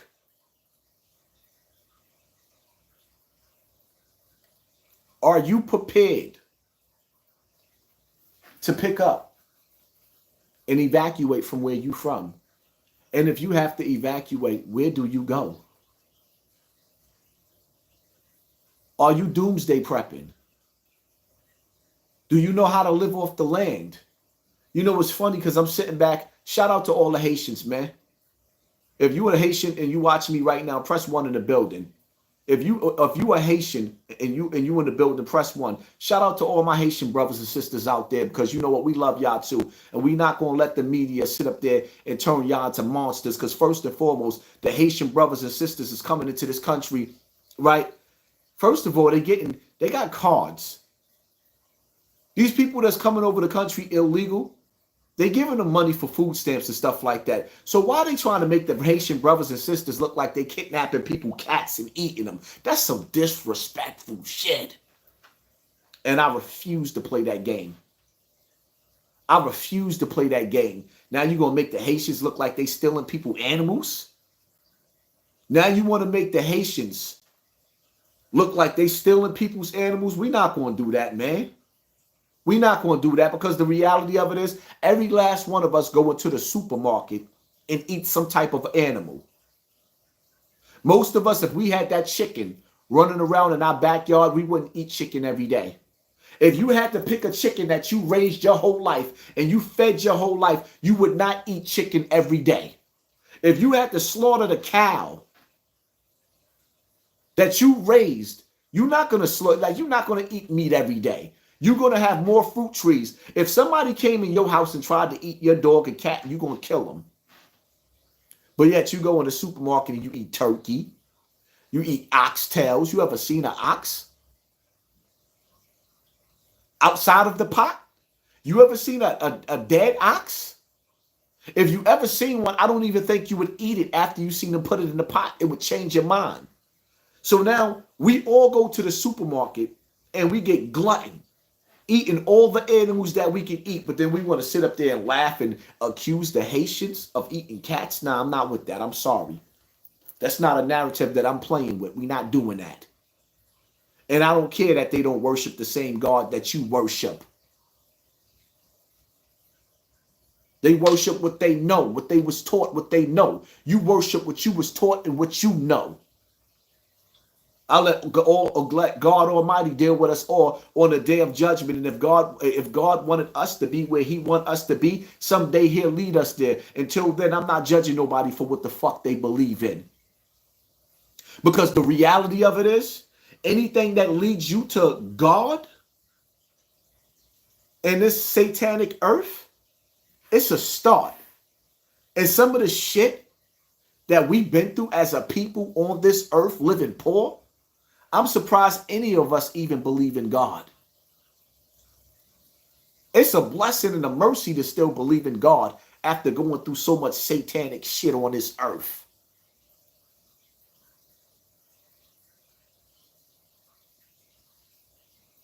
And stop being of them people pushing your religion on somebody. Practice what you preach. Don't make nobody practice what you preach. You practice what you preach. Some people, some religious people, I can't fucking stand, because I can't stand the fact that it's like you kind of doubt your religion. So you want to force it on somebody else. No, you pray the way you pray. That's why when I seen Ice Spice, they was talking about, oh, she acted demonic. No, it's disrespectful to grab somebody's hand that don't believe in what you believe in, and you're going to make them pray in the name of who you pray to. That's disrespectful. It's disrespectful. You don't force your prayers on somebody else. A person's prayers is personal.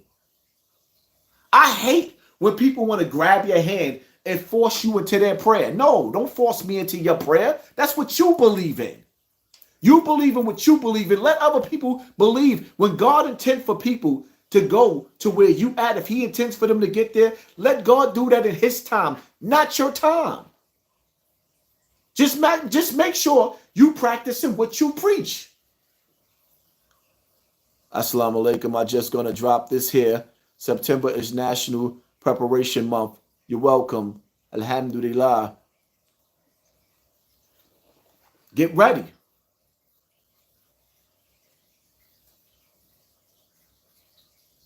God intends for you to be somewhere. Let God lead you there. Let God lead them there. All you can do is lead by example. If you want somebody to follow what you believe in, then make sure you live in it so much to the point to where that they want to be a part of what you're doing. Nobody gives a fuck about what you're saying out of your mouth.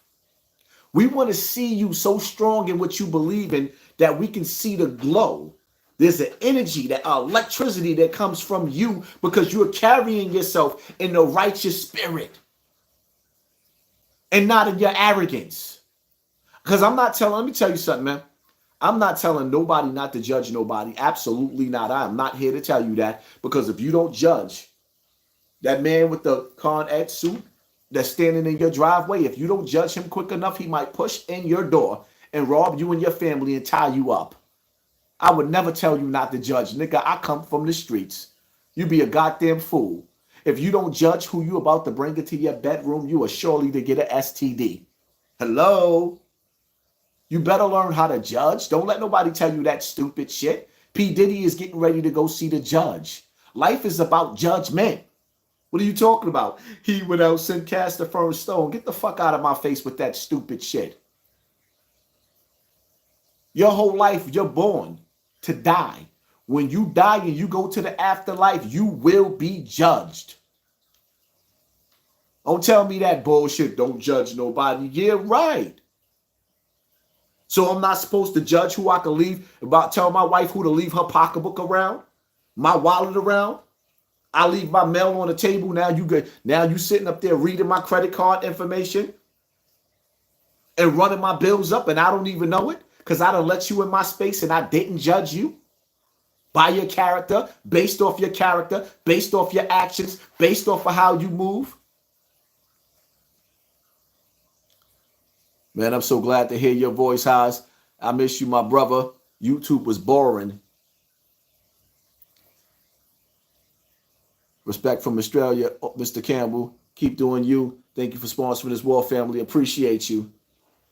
Yeah, it's definitely been a little. It's definitely been a little minute since I've been up here. But it's like it's hard to really enjoy being on YouTube when you know they targeting you, when you know they playing with your channel. I done got knocked off of YouTube 100 times tonight, starting a live over and over and over and over. I gotta go delete all them lives, and every time that you start your live over, it's counted as a different notification.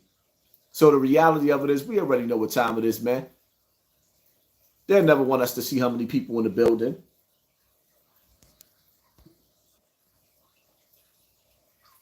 But for me, with this Diddy situation, man, whatever's going to happen, it's going to happen. Diddy was used as a distraction to take over the algorithm. People that ain't been getting views on YouTube is starting to get views all over again because they're using us to control the algorithm to outshadow something bigger is going on that they don't want you to watch. Something bigger is going on. Trump, I don't know if Trump's second assassination was real. I don't know if it's fake. But what I do know is it's basically, they're saying it's a second attempt. And they needed something to drown out the fact that this president has almost been assassinated again. And see, I'm going to tell y'all something. What's weird to me, right? Donald Trump got 43 felonies, and he's still able to run for presidency. This is why I don't trust neither one of these politicians no more. I don't trust Trump, and I don't trust Kamala Harris neither. I don't trust neither one of them. But if I had to pick from either one, I have to go with Trump based off of what he's saying. Absent the point that, like, him saying that he's going to let the police have immunity for killing people. Nah, I'm not with that. No. But the reality of it is, until we come together as a people, which is never going to happen. I already faced the fact it's never going to happen. The only people that you could get to come together is like-minded people creating your it's like The Walking Dead, right? You have to create your group. And that group is either going to make you or break you. You have to create your group. You have to start with your kids. You have to start with your cousins. You have to start with your friends. You have to start with your family. But sometimes you can't start with them because they're in competition with you. So whatever you have access to, you move on with that, and you hold on to that rope that God gave you. Hold on to that rope that God gave you and hold tight with the people that's going to hold tight with that rope. Hold tight. But at the same time, you got to learn in today's time when to say enough is enough. Because remember something, most of the time when you get hurt in this world, you getting hurt by somebody that you love. Let's not forget that. When you hurt or you betrayed, that comes from people that you love. That's why I say, if you don't love me, leave me alone. Love ain't supposed to hurt. Love ain't supposed to feel shiesty. Love ain't supposed to feel like we competing. Now, we playing basketball. Okay, cool. We playing basketball. We playing checkers or chess. Okay, we playing spades. That's one thing. We enjoying life, video games. But in life, if you in a position where you Michael Jackson, I'm going to play Tito.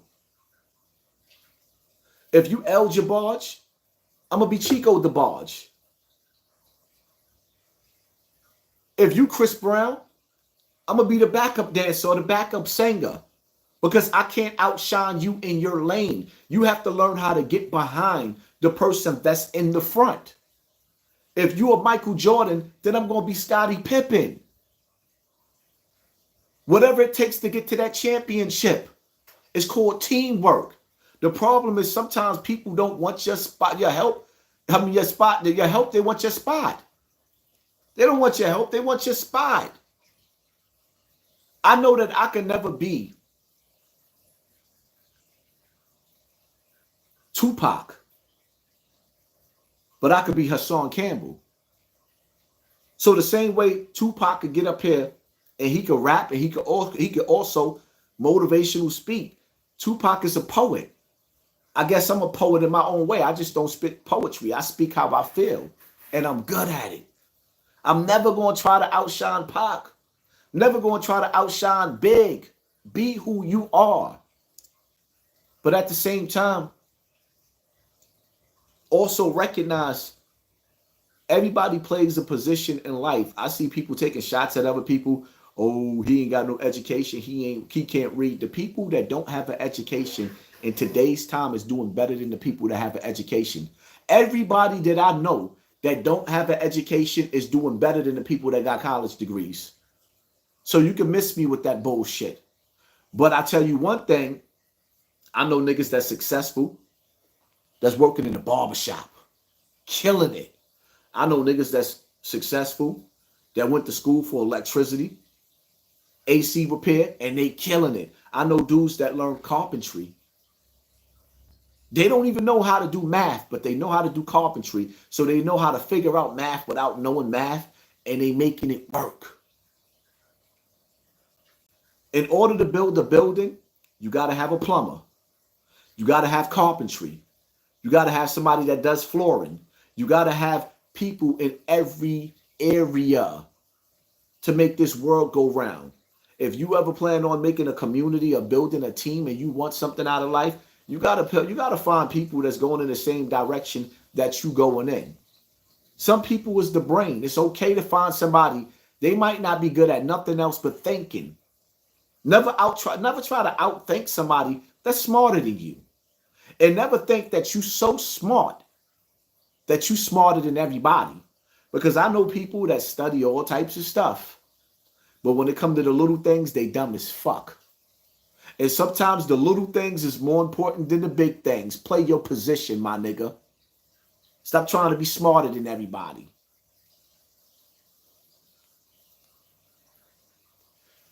Yeah, it's just time to start preparing because we're going towards them times, whether we like it or not. America is for sale. The people comes with it. America is for sale, and the people most definitely comes with it. We have to find our tribes at this point. Right now, we can't look back and figure out who we were in the past because we're never going to go back to being that. What we're going to do now is figure out where we're going in the future. And the one place we definitely can't escape is that grave. But until then, while we living, like, what are we teaching our children? What are we preparing our children for? To just keep on passing a vote? Fuck a vote. Your money is power.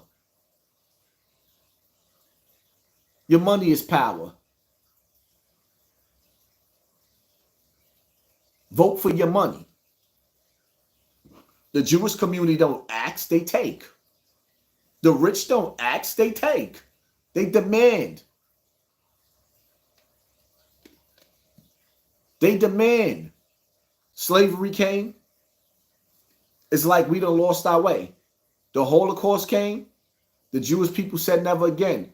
And see, one thing about it is like that I respect so much about the Jewish community is the fact that when you try to talk about them bad, they're not going to let you talk bad about them on their platform. They'll demonetize you, right? But then when black people like me call out Mano and Jim Jones for misleading our people, oh, you hating. Why? I want to be like the Jewish community where we protect each other. They protect each other. So when you see these niggas misleading our children, why I can't talk against these grown-ass men sending their kids to college and sending your kids to the penitentiary? I'm hating? Yeah, I hate every bit of what they doing. It's foul. You come on YouTube or go on any Jewish community platform and you try to talk bad about their people, they're going to spank you. But yet, there's billions of dollars being made off of us destroying us, dogging each other out. They don't want to protect. It's like you listen to Slim Thug, punk ass. He want to sit up there and protect P. Diddy, but he don't want to protect the poor. P. Diddy kids running around with gangbangers now. Little Diddy, the one that looked just like him, he running around with gang leaders in New York. Diddy got that boy connected with all the gangs. Good luck, though.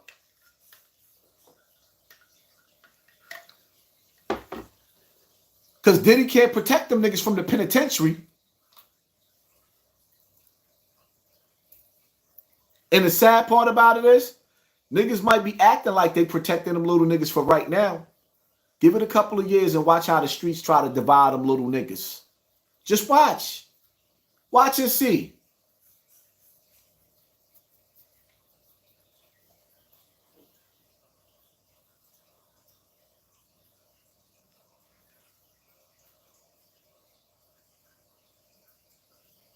What you think about Mano and Jim Jones shooting a video in church? Well, you already seen in their last album, they pledged their allegiance to the one eye. So why would them devils want to go into church? You already seen on the album, they both covered that one eye. We all know what that means. So why would the devil want to go into church? That's like pledging allegiance to Satan's flag.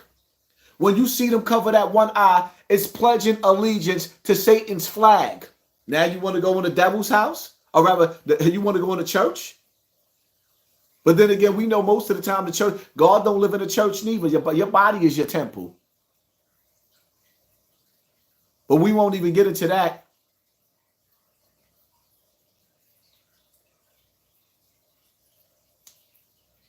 How many times you done heard these celebrities sit up there and tell you that the God that they talk about when they having their games, their rituals, their performances is not the same God that you pray to? What part you don't understand? It's not the same God.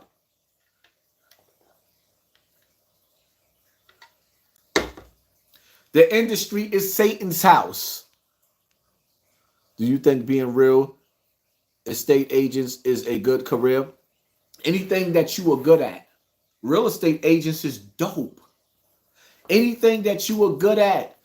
And let me tell you something, right? If you think that you're going to be dope at something, never let somebody convince you that it's not going to work.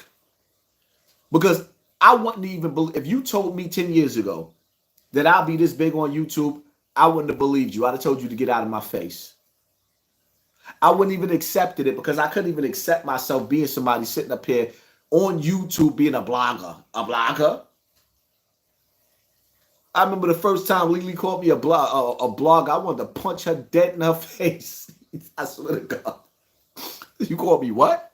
I was steamed. She said, I don't know why. That's what you are. But in all actuality, that's what I was becoming. YouTube became my diary. I spoke what I felt every day, and I was like really just speaking my feelings. And see, that's where I think a lot of y'all people are losing. You know why you losing in life? because you're not being you. You got to be you. It's okay for you to have feelings.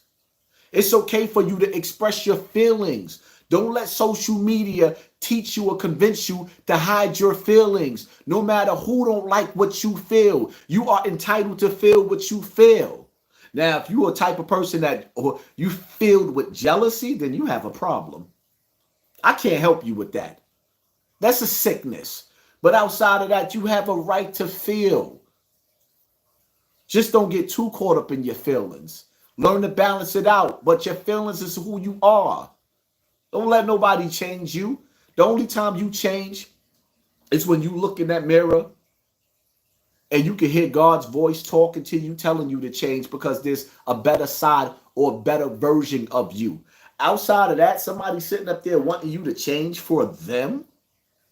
No, absolutely not. Now, we can grow together if there's growth or if there's room for growth. But if you think that you're just going to turn me into what you want to turn me into, absolutely not. Absolutely not. In life, everybody's not going in the same direction. Everybody's not going in the same direction. I had to learn. Some of my friends that was my childhood friends, I'm probably never going to see them again in life, and they're still alive. I'm not even talking about the ones that's dead. I realized that when we was living in Bronx River, Eric got off on the 4th floor. At one point in time, I used to live on the 8th floor. Then I moved to the 12th floor. But Boog and Ralph got off on the 11th floor. Keywan got off on the 14th floor. Stephen, Tillery, and Rich and Roland them got off on the 6th floor. Everybody had to get off that elevator on their own floor. At some point in time, we all had to go in our own different directions. Be prepared for that. But at the same time, too, you know, living in these days that we living in, I want to be able to hire my children at some point in some time. I don't want to send my children out to ask somebody else for a job. I want to live long enough and strong enough to prepare a business or a job for them to pass down to them. Because there's nothing worse than being a man and a woman constantly going out for years, putting in applications, and then being rejected, being told, no, you're not accepted. And it's sad because men want their woman to stay at home. Men, real men, want to be able to provide, but that's just not, it's not always going to be the cause for every man. Every man is not going to make enough in this wicked world. Every man is not going to make enough in this white man's world. Some of us is going to be poor. And shout out to my white people. You know, I love y'all too. See me, I love everybody and hate everybody at the same time. If you hate me, I hate you too. If you love me, I love you too. But let's just keep it real. We living in a day and a time right now where you got white men in power. Let's get this straight. With nuclear weapons, having conversations every day about destroying the earth. Well, I got to say that shit again. Under no circumstances should Diddy or Cassie or anything else supersede the fact that every day we are on the brink of World War III, and that's the conversation that's being held. On top of the fact that I sat back and I watched and read some articles. So this shit that's going on over in the Middle East, between those parties that's warring with each other, they had a group of people, I forget the name at the moment. They all was running around with beepers. I want y'all to listen to this shit real carefully. They all was running around with beepers. They still got beepers. They not cell phones, they had beepers. Somebody hit some type of detonation button, and all the people that had beepers on them, their devices exploded. Are you listening to me? Their devices exploded. Are you listening to me? There's bigger stories that's going on than Diddy going to jail for being a pervert with a thousand bottles of baby oil. There's bigger stories going on than Diddy going to jail with 1,000 bottles of baby oil. Yo, could you picture? Like, damn. How you invite somebody to your house and you got 1,000 bottles of baby oil? I'm just asking for a friend. Oh, man.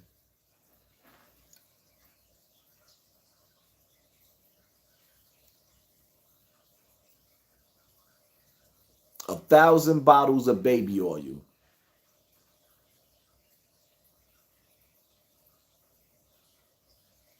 Maybe the dick will have ashy skin. He's stupid.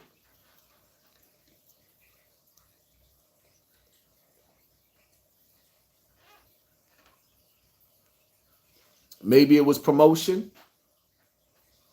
Or maybe it was a freak off. Get your freak on. What? Get your freak on. What? Get your freak on.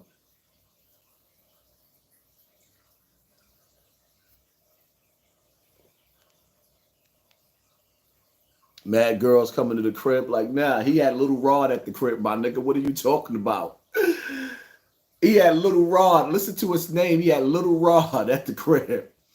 He had Little Rod at the crib trying to give him a big rod. Big things.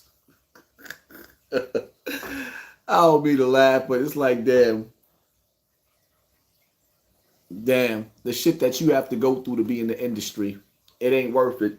And now when you sit back and you even analyze the industry, there is no more industry. All of the artists are getting fired. There is no more industry. You know what's crazy? When you sit back and you analyze these evil people that run the world, what they did was so strategic. Let me ask y'all a question. How many people that's watching right now still have CDs in your house? If you still got your CD collection, press 1. If you threw it in the garbage, press 2. Because you don't even have nothing to play a CD on.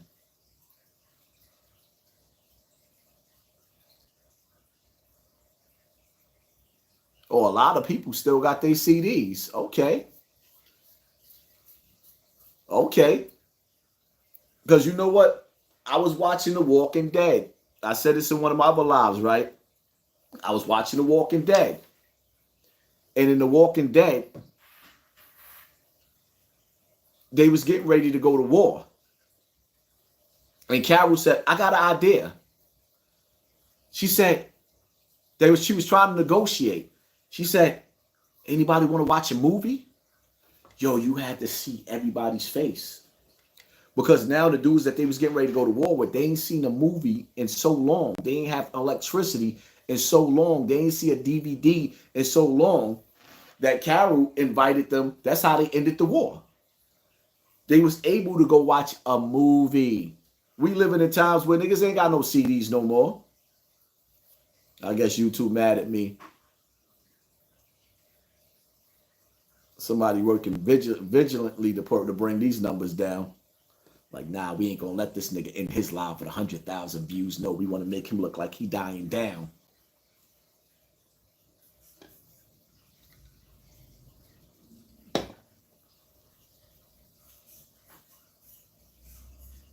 I have all my VHS tapes. Damn, you still got the VHS tapes too? I got rid of them shits a long time ago and switched over to the DVDs.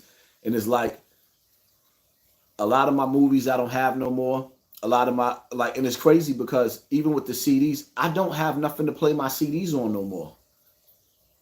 My stupid ass got rid of my CD player. Now, I don't know if the PlayStation 4 and 5 played the CDs, but yeah.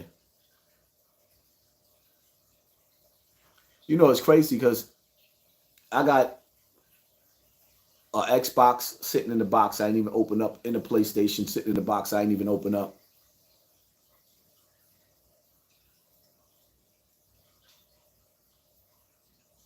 I got a PlayStation 5 in a box. I ain't even opened up yet.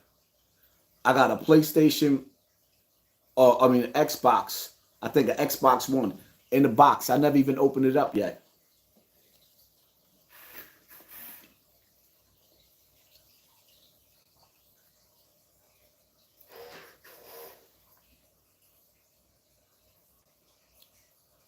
Nah, I ain't giving it away. I should have put it up already for my kids to be able, but I was still like, every once in a while, I was still playing PlayStation 4.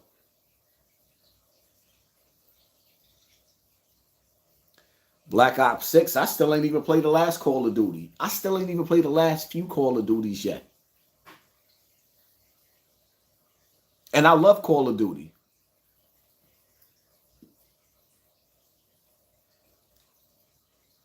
Sega Genesis.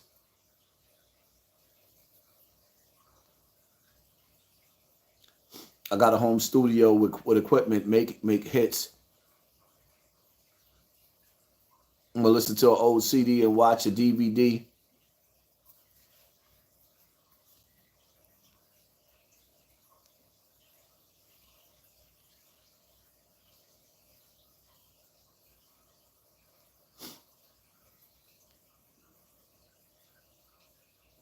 You know what?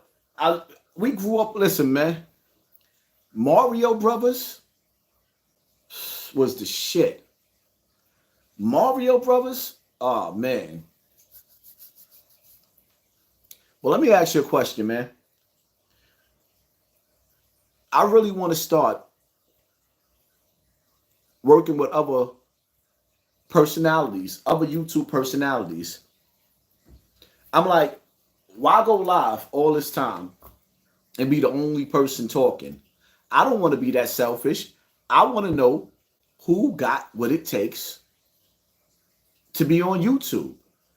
Whether it be your chat, whether it be your platform, whether it be my platform, who got what it takes to rock with HASSAN Campbell? Because sometimes being on YouTube for hours at a time, talking, I think I could do better having conversations and dialogue with you. Do you got what it takes? Again, I'm going to tell you, if you're a YouTuber and you want to do videos with me and you want to work with me, the first steps, like, for one, join my Patreon. For two, make sure you following and supporting me on all my other platforms. It's simple. I don't mind sharing the stage. I set up a Twitch account as well to go live on. You know what? I got a Twitch account. I just started it. I just don't know. I can't tell you where to go to because I don't know where it's at. I definitely got a Twitch account.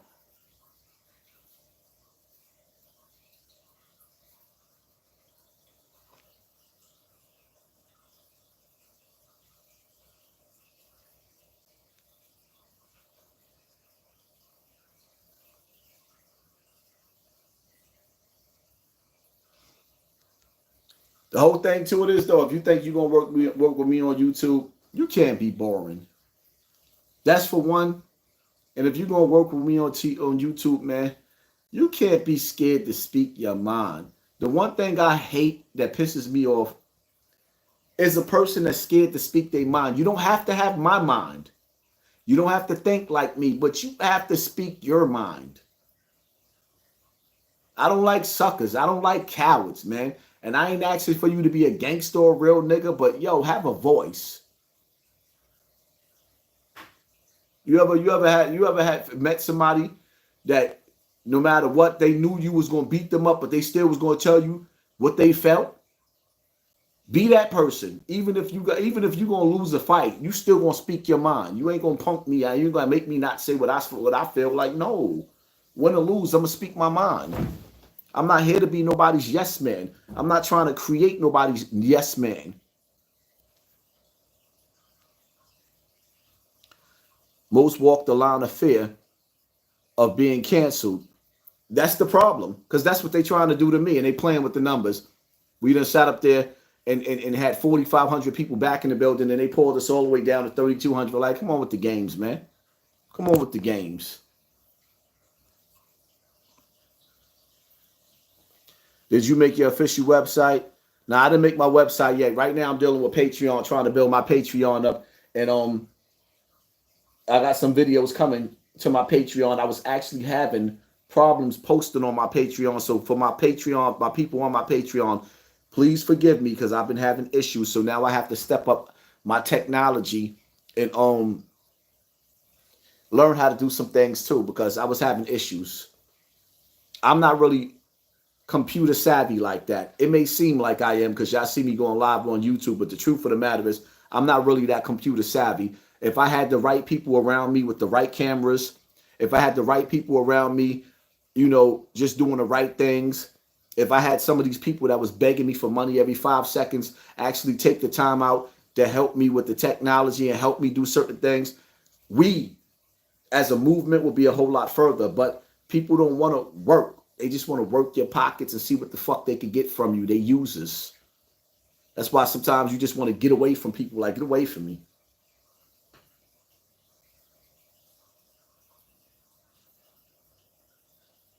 Give you some Cheez-Its. I got to add more to my little snack bar.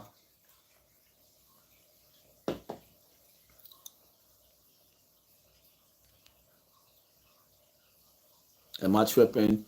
HASSAN, is the country soft right now? America is purposely being crippled.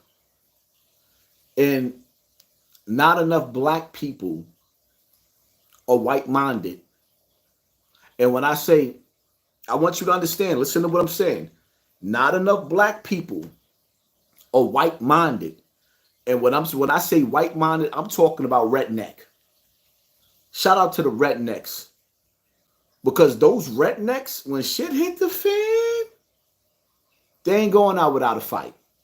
They not playing. Them rednecks is not playing. See, it's like a video. Yeah. Certain videos I be scared to play for y'all, but I be having some videos that I'm gonna put up on my Patreon. Certain videos I be scared to play for y'all. But I just watched a video with this redneck talking to this white police officer, because there's a difference between the rednecks and the white police officer. The police officer pulled up on the redneck, right? And the redneck was like, the police officer said, "Give me your license." He said, "I ain't giving you shit. I ain't giving you shit, boy. I ain't giving you shit, boy." That's what he called him. "I ain't giving you shit, boy." I said, "Oh, shit."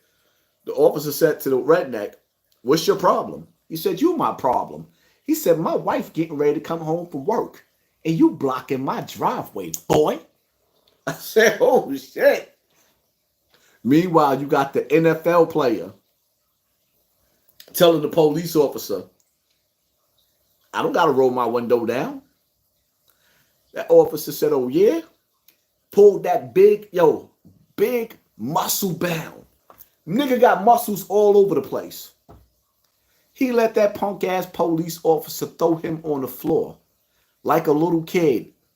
Then started crying like a bitch. "Oh, my knee. Ow, ow, my knee." Tyreek, whatever his name is.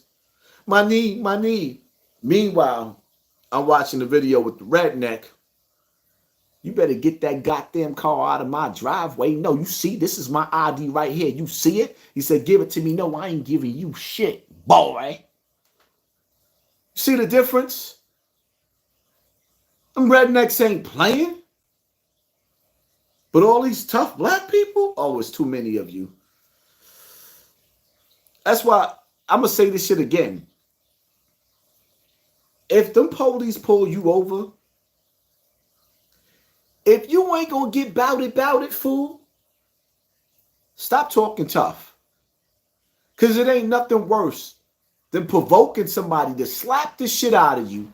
And then seeing a strong black, you supposed to be a strong black man. You running on a football field, catching footballs, tackling dudes, touchdown.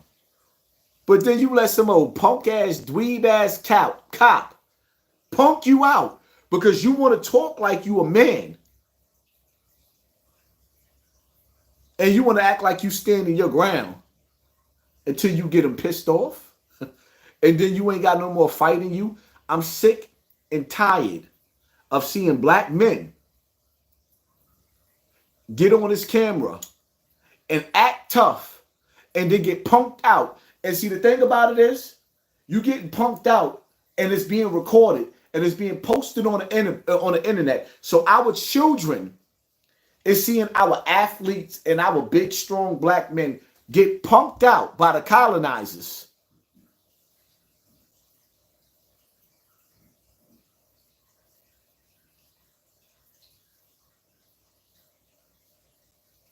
You're getting punked out by the colonizers. And your children watching that. So it's like sort of like being on a plantation. I love seeing those rednecks. Shout out to all my rednecks out there that ain't playing no games. Where my rednecks at? We got some rednecks in the building. Juvenile was one of these best rappers in the South. I don't give a goddamn about none of these rappers. If you're a redneck and you watching right now, press 1. Where my rednecks at?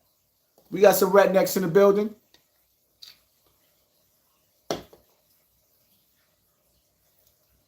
Where the rednecks at? We got some rednecks in the building. Press 1. Where the rednecks at? I love them rednecks. And I'm going to tell y'all the truth, too. I don't care if y'all don't like it or not. I love them racist white men. I love them. I love, they mouth. They be like, fuck you, nigger. Yeah. Fuck you, too. Yo, I love racist. I don't like, listen, man. I'd rather you tell me, fuck you, nigger. I'd rather you tell me that. Than smiling in my face. I love realness. We can sit up there all day and go back and forth with some racial slurs. You can talk shit, I talk shit back. And we can talk all our shit. And I'm going to snap on you. We going to crack jokes. We going to say some fucked up shit to each other. Nigga, some of the most fucked up shit that have said to me in life came from my mother. So you think I give a goddamn about some goddamn racist dude talking shit to me? No, I like racist people. You know why? Because they honest. They want you to know that they don't like you. What I don't like is they smile in your face all the while. They want to take your place. You know what it's like to have a motherfucker in your life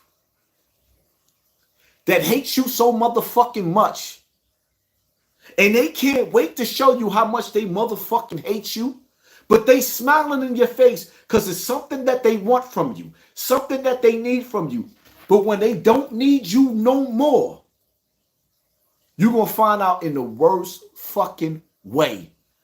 That's the motherfucker that I hate. I love racist redneck white men. I love them motherfuckers. Because they going to tell you how they feel. Don't lie to me.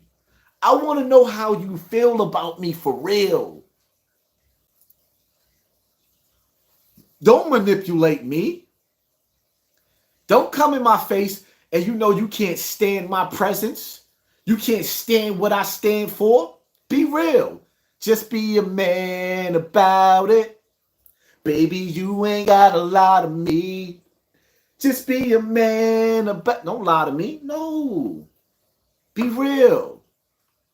Love me some racist rednecks. What? I love the ones that love us too, though. Don't get me wrong. Man, I want to go camping and learn how to do some of the things that they do. White people have fun. Don't never listen to that stupid ass Drake song. No new friends, no new friends. Like, shut your punk ass up. If Drake wasn't a celebrity, niggas would be smacking the shit out of his Canadian ass. And shout out to the Canadians out there, but they be smacking the shit out. No new friends, no new friends. Like, the fuck out of here. That nigga ain't never been through nothing. He's a whole actor. You'll never know who Drake is. He's a whole actor. I love real people. I don't like fake people. So when you see them, when you see the white people that be flipping, the Karens, I'll curse you out in a heartbeat. I seen a video I made with Karen. I was minding my business at the Kensico Dam. Yeah, at the Kensico Dam. She ain't expect to see a nigger over there. She ran into a nigger making a video. I'm standing on the steps talking in the camera. Would you move? I'm like, what, bitch?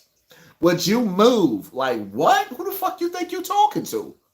That's why I told y'all. I was Charleston White before Charleston White, nigga. The nigga stole my whole style. Going into Burger King. I went into Burger King. Y'all remember that video? How many people was around when I went into Burger King? And that's what young Pharaoh used to tear into my ass. See, I was new at YouTube. That young Pharaoh used to try to tear into my ass. Him and Tommy Sotomayor. I had to learn how to fight on these YouTube streets. I ain't just come out here and win my first fight. Them niggas knew how to take little receipts, add it on it, and play the videos. Nigga, I used to think that I could get up here and intimidate everybody. Niggas be sitting up like, shut up. Nigga, smack you from Oklahoma. Shut up. You can't do nothing. You better learn how to fight on this internet. I go on to Burger King, right? I tried to go on to Burger King. Shorty barked on me. It's closed. I'm like, all right. I was drinking that night too. Drunk as a motherfucker. I just wanted to sober up. I go to get in my car. A black van pulls up. Like 40 motherfuckers jump out of the van. I couldn't even believe it was that many people in the van. It was one of them long vans. So they all start going through the back door. I said, bet. That bitch just barked on me too. I go through the door with them.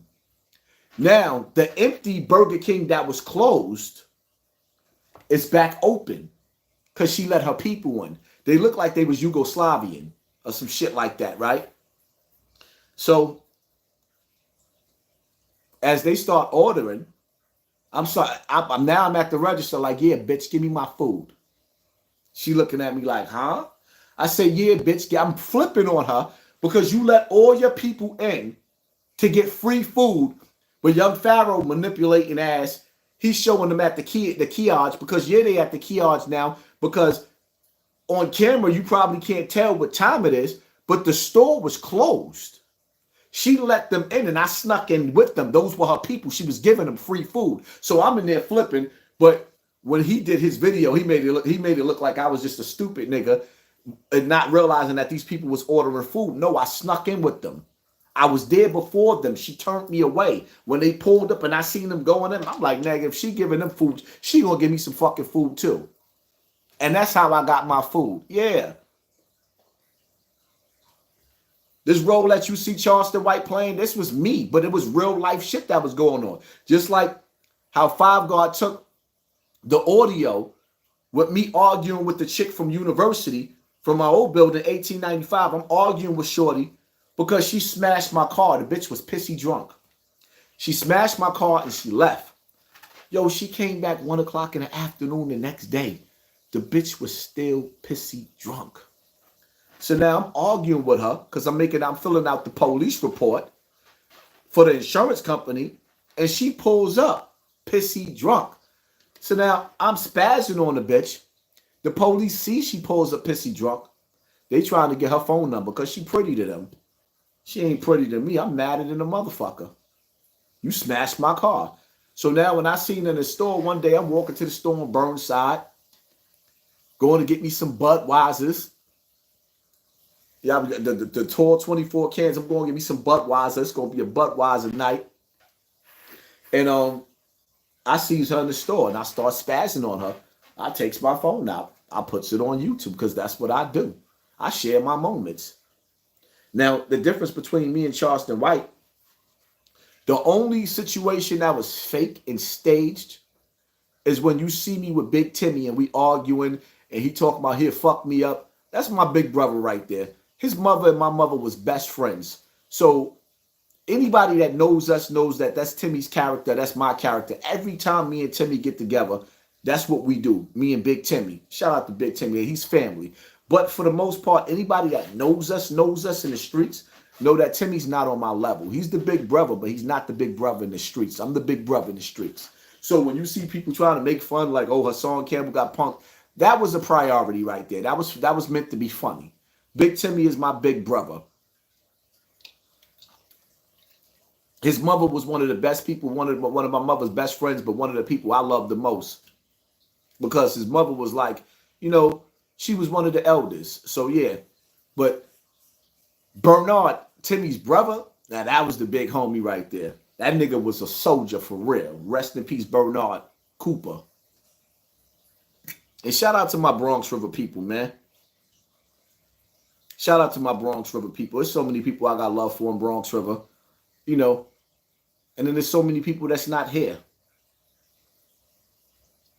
So many people. But shout out to Bronx River, man. 1420, 1440, 1416, 1595, 75, 1609, 1420, 1416, oh, I don't know. Whatever. It's only 9 buildings over there. Actually, it's 10. It was 9 now because they got rid of the old folks building. But Bronx River was small, but we was powerful. Minus Bambata. Shout out to Fat Joe. Fuck Fat Joe. Fuck is you talking about? You talk about shout out to Fat Joe. First of all, Fat Joe ain't even fat no more. 3rd Ave in the building. The Bronx is going to shit, but I love the Bronx. 55 for life. Yeah. I'm always 55 for life. 55 is 1455 is a big part of me forever. Because living in Bronx River, 1455 wasn't part of Bronx River. They didn't really accept us. And it's like, even with the older brothers that had to go, like the older brothers in Bronx River, when they left, when Jerry and them left, I had to build my reputation. Bronx River wasn't an easy walk in the park. Like, nigga, we had just walking from the top of the hill to the bottom of the hill, you had to fight. Walking from the top of the hill to the bottom of the hill, you had to fight. Niggas had to fight. You had to fight. Coming outside in the front, like, first of all, the older dudes growing up in Bronx River, in my building, in all the buildings really though, you get in the elevator, somebody scream corners.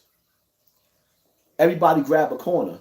If you in the middle of that elevator, everybody in those corners is going to beat you down. If you don't grab a corner, you get beat down. When you get out that elevator, all the older dudes in the building, if they caught you on the first floor before you go to the store, they coming back, you getting the ass whooping. You gonna learn how to fight. It wasn't no ifs, ands, and buts about it. 1455 was known for brawling. Niggas was getting busy. You had to. Then all them niggas down the hill was going to Wolf Fox. So they was learning how to do karate and fight dirty. So now you sit up there and you fighting them niggas from down the hill. And because they going to Wolf Fox, they learning how to do them little tricky kicks where they kick the back of your head, the back of your leg, and you falling on the back of your head. Yeah, niggas was learning how to fight. Yeah, then next thing you know, we went from fighting to shooting immediately. Niggas was picking up by the time certain dudes turned 12, they was shooting a gun. Me, 15, 16 years old, it was on. Once I hit that 15, 16 mark, a nigga turned into a nightmare, a total nightmare. And see, that's the shit that I want you mothers out there that's watching to save your sons from, because the reality of it is that ain't no way in hell was I supposed to be shooting and killing somebody at 15 years old. I remember my 5th grade teacher told me in 5th grade, the nigga said, when you turn 18, you go into jail for murder. I looked at the nigga because in the 5th grade, I couldn't even understand. That wasn't even my mentality in the 5th grade. My 5th grade teacher, Mr. Torres, I will never forget, he said that shit to me. When I turned 18 years old, September 3rd was my birthday. I think September 4th or September 5th, one of the two. I got to go back and read my paperwork. Back to back, for September, I think 5th, I was on a run for shooting on Max. I went on a run. Max got shot on Trio. I'm on a run for shooting Max. Police looking for me for shooting Max. The very next night, I prayed before I left my house. I said, God, please don't let me hurt nobody. I prayed. God, please don't let me hurt nobody. Now I'm 17 years old, got my own apartment in Lambert with my baby mother. We lived in, what the fuck was that building again? 2094. Apartment 4Q. Now, anybody that know anything about Lambert, if you live on the 4th floor, you got a door to your apartment on the 5th floor too, because it was an upstairs, downstairs. So I'm living in apartment 4Q. And I had my own apartment. So I'm leaving going from Lambert all the way to Boston Secor. Make a long story short. I don't really want to get into the story again because I've told the story before. Make a long story short, ended up on a run for murder. So now I'm on a run for murder and attempted murder within 2 days apart, right after my birthday. Nasty work. And see, the thing about it is that I need you mothers to understand, right, is that everything that you go through in the hood, your child goes through. I need for you mothers to understand everything that you go through in the hood, your child goes through. And you expecting your child to go one way when you go in another way. Pain is gonna make your pain is like it's gonna turn your kid into something that you don't want it to be. And no, every young boy is not gonna be the same thing, but at the same time, if you don't find a man to lead your son, then the streets is gonna find him for you. And see, a lot of you females, you fucking with these dudes that's coming into your life and they making you feel like your child is not their responsibility. Yes, it is. A man role is to be a man. When a man sees a man, he mimics a man. The problem is, a lot of you females ain't fucking men. So when your son see the niggas that you laying down, they seeing suckers. You laying down with a sucker. And your son can't mimic that sucker, so he's mimicking something that he sees on the block that's going to lead him to the penitentiary, a.k.a. the hellfire, the streets hellfire. If you do not find somebody that leads your child, the block will destroy them. The block will shape and mold them.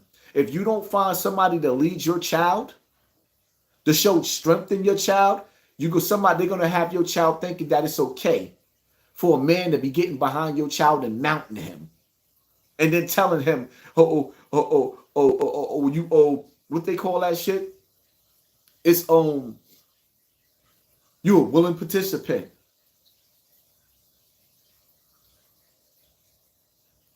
The niggas in the hood that's in their 30s can't wait to corrupt the little niggas in their 20s. The niggas in the 20s can't wait to corrupt the little niggas that's 15 years old. It's death by design. We don't have enough men showing these little boys how to be men. We got a bunch of old niggas running around talking about they real niggas. Everything that the streets taught us was a lie. Can somebody please explain to me again? Because I want to know. If you ever see Snoop do an interview, one of the questions that I would ask Snoop is, why is it that he taught our people that bitches ain't shit but hoes and tricks, but yet he was married to his wife, and with his wife since for 30 years. He was with his wife.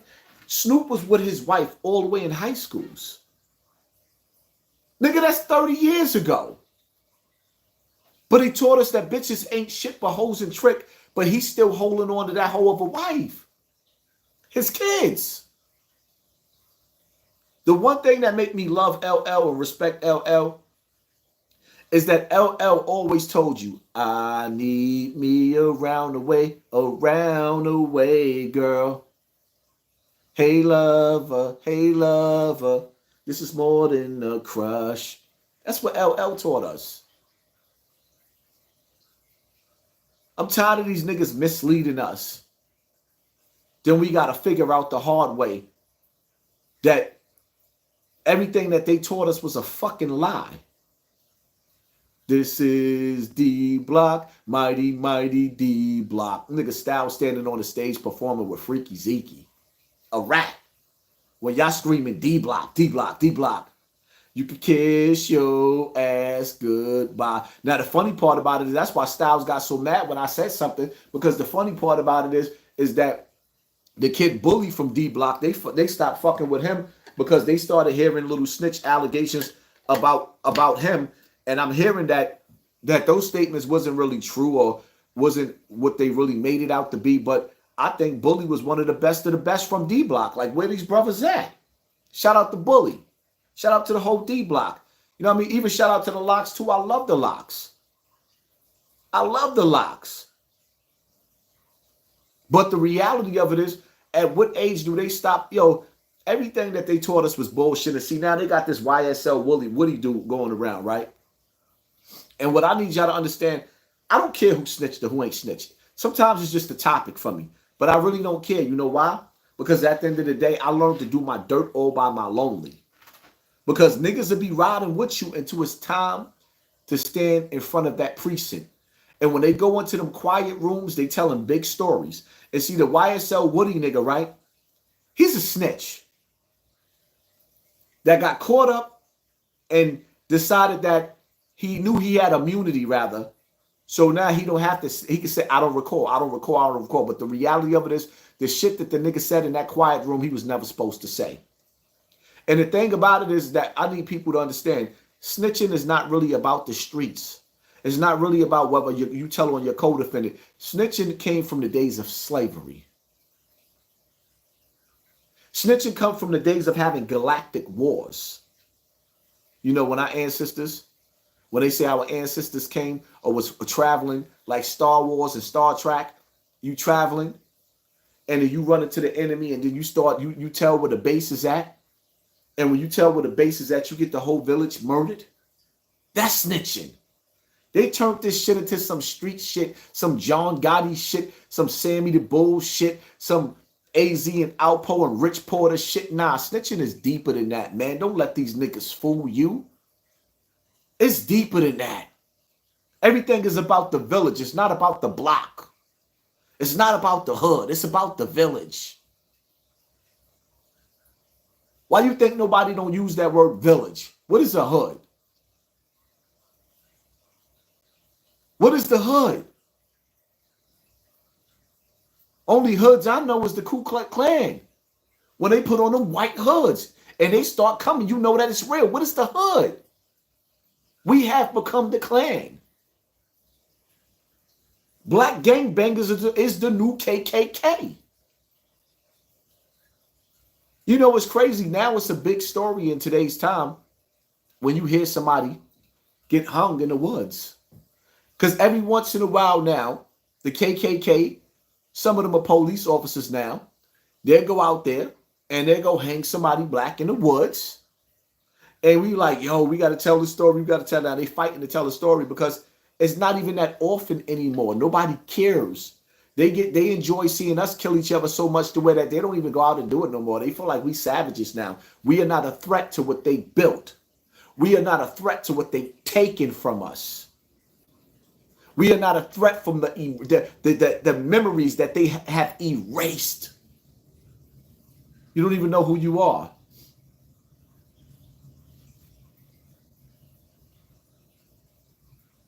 You don't pay your taxes, you go to jail, but you're paying taxes for somebody that illegally come into this country.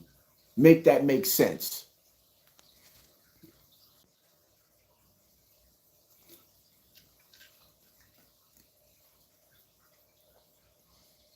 The real Egypt and the real Egyptians is America, is American. Egypt is America. Kemet is what they turned Egypt to over there. It's a lie. Everything that they taught you is a lie. We are the Egyptians over here. Do you realize how many pyramids is in America that they don't even talk about? Why they keep telling you and selling you pyramids over there, overseas, when we have pyramids here? You were everywhere.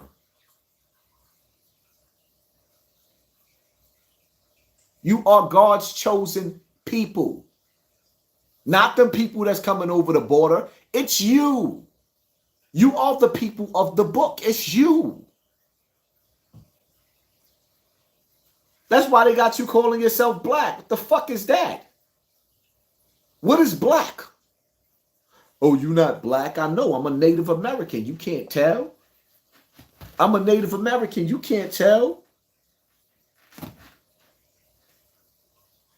When did we stop growing our hair? When? Because they told us to?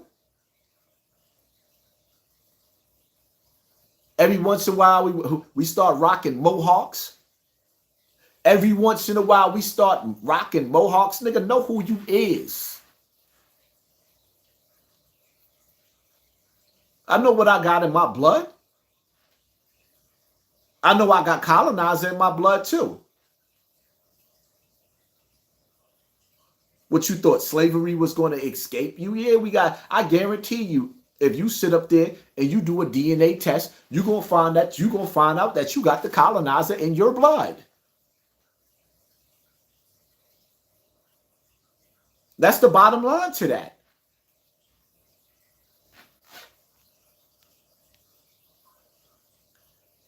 Metro EV, thank you for sponsoring this war. Know who you are. You are not the hood. You're not a real nigga. You are stolen people on stolen land, mistreating your own people. You are stolen people on stolen land, sitting back and letting Diddy do all the foul shit that he could possibly do. The black rich man in Diddy, he is the new slave master. So if you think I'm gonna sit up here and say, free Diddy, you out of your mind. Nah, let him stay with his master's knee on his neck. That's just like when you watch the Django. There was nothing more irritating than a role that Samuel L. Jackson played in the Django. That nigga was irritating. Who this old colorful nigga coming on around here? Like what? He got all these fancy clothes on. Like what? Y'all don't really be listening. Listen to how the new slave master, or rather the puppet, listen to this puppet. This nigga's a puppet. Listen to him. He's talking about you. I want to see a black man who came so far, almost to $1 billion, fall down. That's our inspiration for. It ain't too many of us. I don't want to see they took Kanye down. We forgot about Kanye. And the good thing he able to do his own, man. That's how I look at it, man. We losing another billionaire. Kanye was never my inspiration, especially after that foul nigga sat up there and tried to tell the world that they blood sacrificed his mother. And in order for them to blood sacrifice his mother, he had to take place. He had to agree with that. He had to sign off on that. Kanye ain't never been my inspiration, you stupid nigga.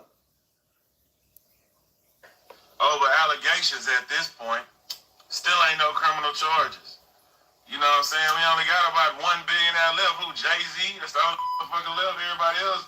Jay-Z, the biggest piece of shit on the planet. All these years he taught us to not snitch, that he gonna sit up there and hire Desiree Perez? Are you shitting me? No. I don't inspire to be Jay-Z, a nigga that him and his wife are both billionaires, but black people are struggling, sitting up there asking white Donald Trump, how could he help us? What is he going to do for us? Why should any white man in power do anything for black people? I don't want white people to do nothing for me. You know why? Because when I was robbing people back in the days, I used to be a stick-up kid, right? And me robbing you and giving you back your jewelry after I robbed you, good luck, motherfucker. So the people, the colonizers that robbed us, now you want to ask them for what they took from you? The fuck out of here. Earn it or shut up. And see, the thing about it is, y'all crying like little bitches. You crying. Oh, they giving all the reparations. Yeah, they giving all the reparations to the border jumpers because they showing you that you soft, nigga. Now either go out and go make that money, be unified, or suck it up, sucker. Don't nobody respect the punk. Y'all raising killers that ain't killing for the right reason. How the fuck you got a whole army, whether it's the Bloods, the Crips, the GDs, or whatever they are, all of your kids are killers killing each other. Y'all can't even raise your kids right. All of your kids are killers killing each other.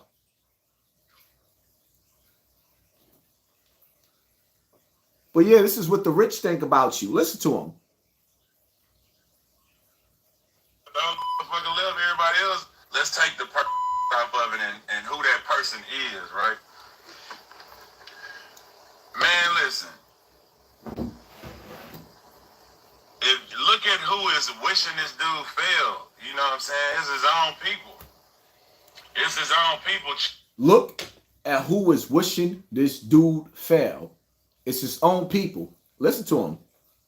Hearing them laughing and Diddy did it and coming up with new slogans for him. It's his own people, man. Like, so take note of this. Man, you would think the motherfucker, he thought a year or two ago when we were popping Ciroc, he thought that we would ride or die for him, man. Like, he thought that the motherfucking world. Who's we?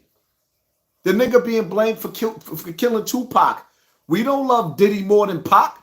We don't love Diddy more than Big. Fuck wrong with you? We, who's we? Hip-hop would stay down and over, you know, especially without him having a case. Like, especially without him having a case, he would think, hey, man, they're going to ride for me. I live for this hip-hop shit. I lived and died this shit. The hip-hop community is going to ride for my innocence. He would assume, I'm sure. Say if he did that, then whatever he get. But so far, I haven't seen no criminal charges. So out for that, I'm going to just sit back and hope for the best, you know. I don't want to see nobody go down, man. And for people to celebrate that, love that, want to see that, it's weird to me, man. So, like, it made me want to stay in the house. And people you would never knew they existed want to see this man, whatever. And if you work for me, if I came up under you and you over me, fuck you. I don't want to do no business with you. Fuck you. I don't want to see you in the streets. But do I want to see you go to jail for life? Nigga, like, you help me be a part of my plate, regardless if I like you or not. See, niggas that talk like him, it'll be the same nigga. When shit hit the fan, you see our the other Texas nigga, he crying in court. He won justice in court, bitch ass nigga. Shut up. Let that have been his daughter that got stomped out by Diddy. Would he be talking like that? If Diddy stomped your daughter out in that hotel room or in that hotel hallway, would you be talking like that? I don't want to see nobody go down. Your wishes. You think somebody gonna watch that? And after watching that, gonna be happy for Diddy? Niggas is bugged out. And that's why black kids is in trouble, because black men like him. Fuck is he talking about? I don't want to see no, he a billionaire. Like, man, it is easier for a camel to get through the eye of a needle than it is for a rich man to get into paradise. Yeah, that's that shit that Charleston White stole from me too. Yeah, they be stealing my shit. I'm going to say it again. It is easier for a camel to get through the eye of a needle, which is this big, than it is for a rich man to get into paradise. Diddy didn't lose his billions of dollars. Kanye didn't lose his $1 billion supporting the village.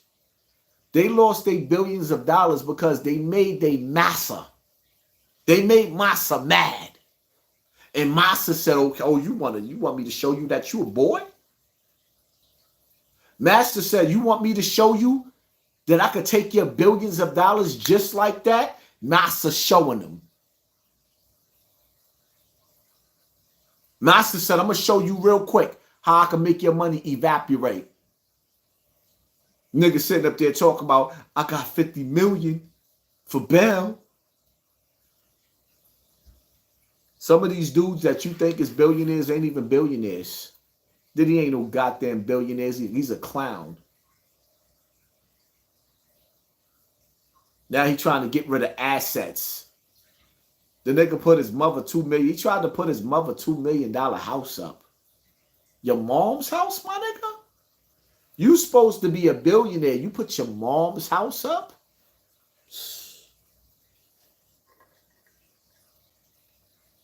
Where's all these celebrities at?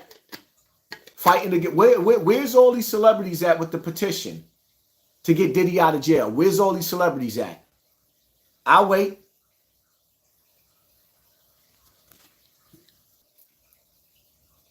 Where's all these celebrities at?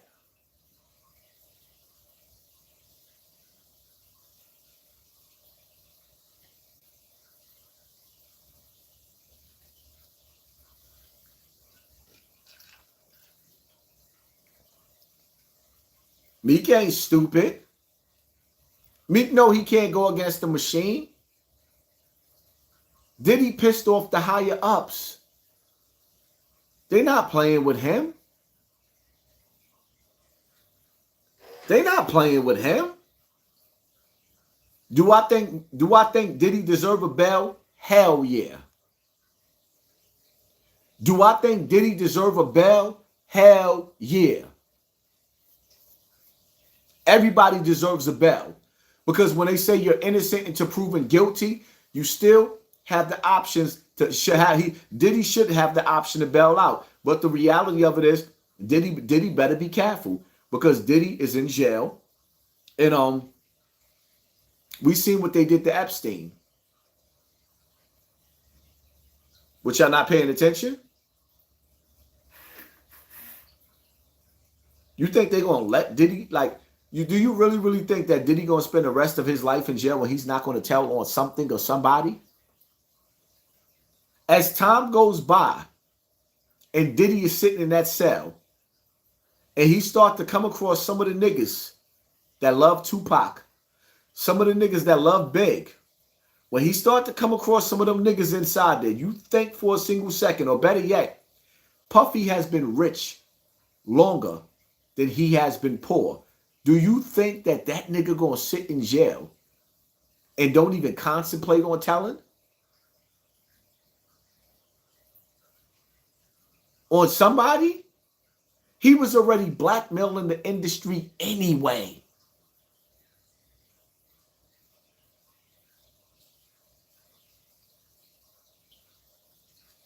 You got to sit back and think about the type of person that Diddy was. The nigga had parties where he had dudes having illegal sex in his mansions.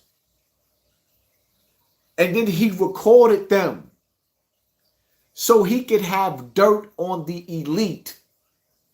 What a scumbag. And some of the illegal sex procedures that he had going on in his house was on Cassie. Hold on. Give me a second.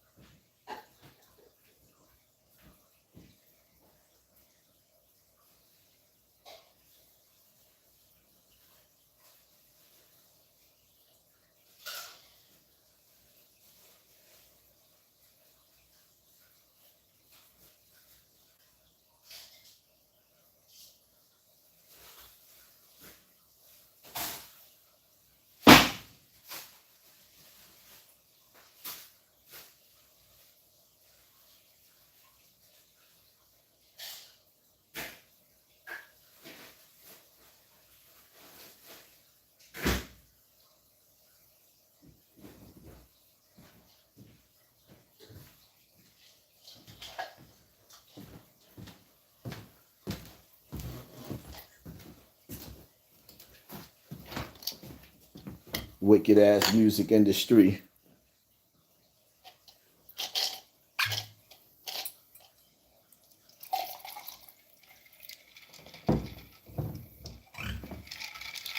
Here we go again. Let me see where we at.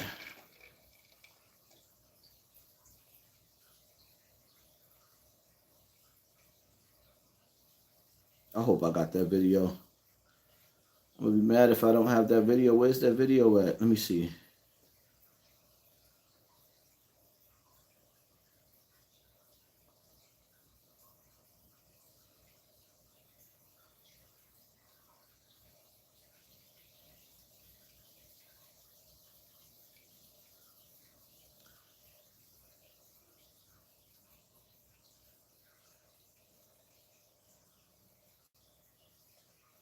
Let me see something. Hold up, y'all.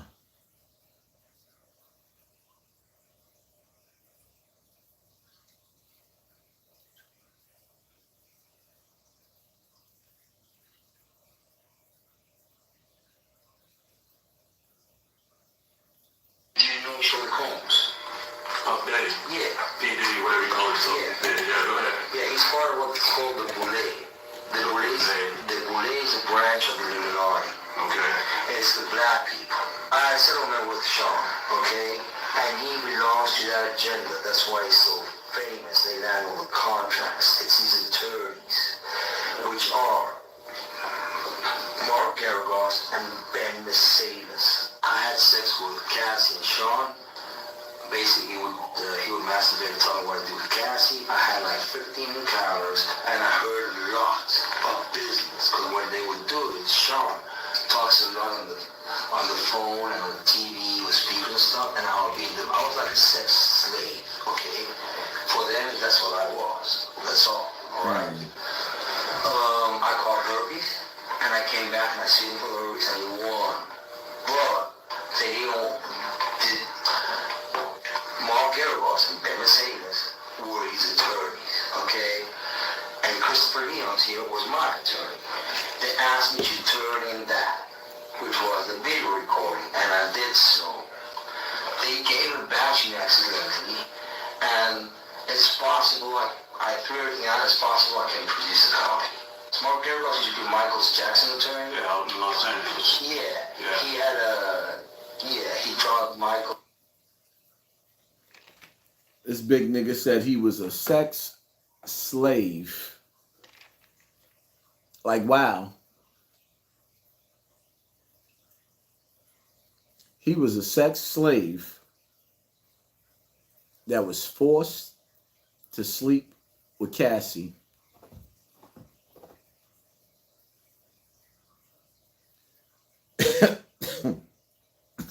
Sad part about it is, you look at a nigga like him, and he look like he ain't got no business sleeping with a girl that look like Cassie. But all jokes aside, when you sit back and you think about the evils of Diddy and what he did and how he made them people live, I don't feel sorry for him. You got to be evil to feel sorry for Diddy. You got to be evil to feel sorry for the black slave master.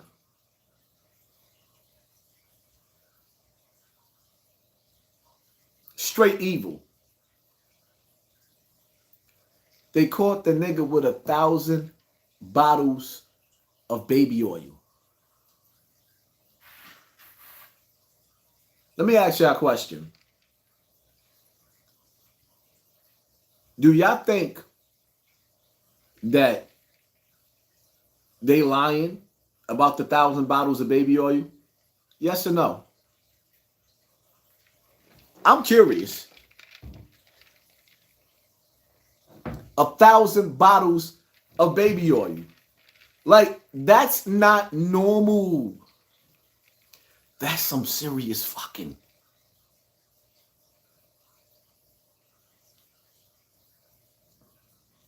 Then you sit back and you say, hey, the people that lived with Diddy lived at had underground tunnels. Those houses, only the elite can buy those houses.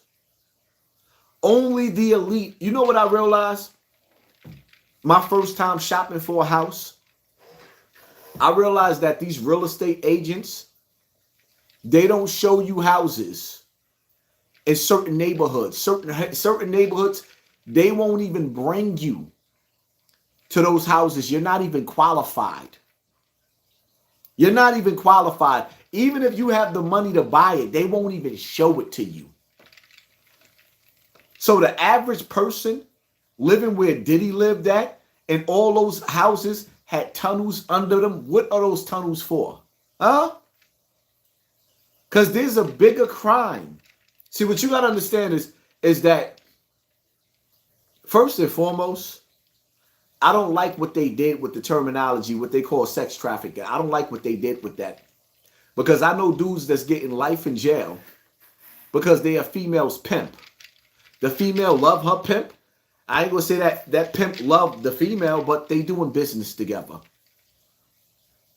And there was a time that prostitution was very, very legal. And in certain states in America, prostitution is very, very legal. So now, if you under the umbrella, she's selling pussy, and you selling her pussy, and y'all got a business arrangement, nah, let's not do this sex trafficking shit. No, I don't agree with that. Absolutely not. I'm not saying that I want it to be legal for women to have to sell their body. I don't think that any woman should have to sell her body, but the reality of it is the old ways in different countries, as well as America, you met another farmer and he had something that you wanted something from him, you would sell your daughter. And no, I would never sell my daughters for anything, but niggas' daughters was for sale. This was going on from the beginning of fucking time. Fathers selling their daughters, not the pimp. The father was the pimp. And no, I would never sell my daughter to anybody. To anybody.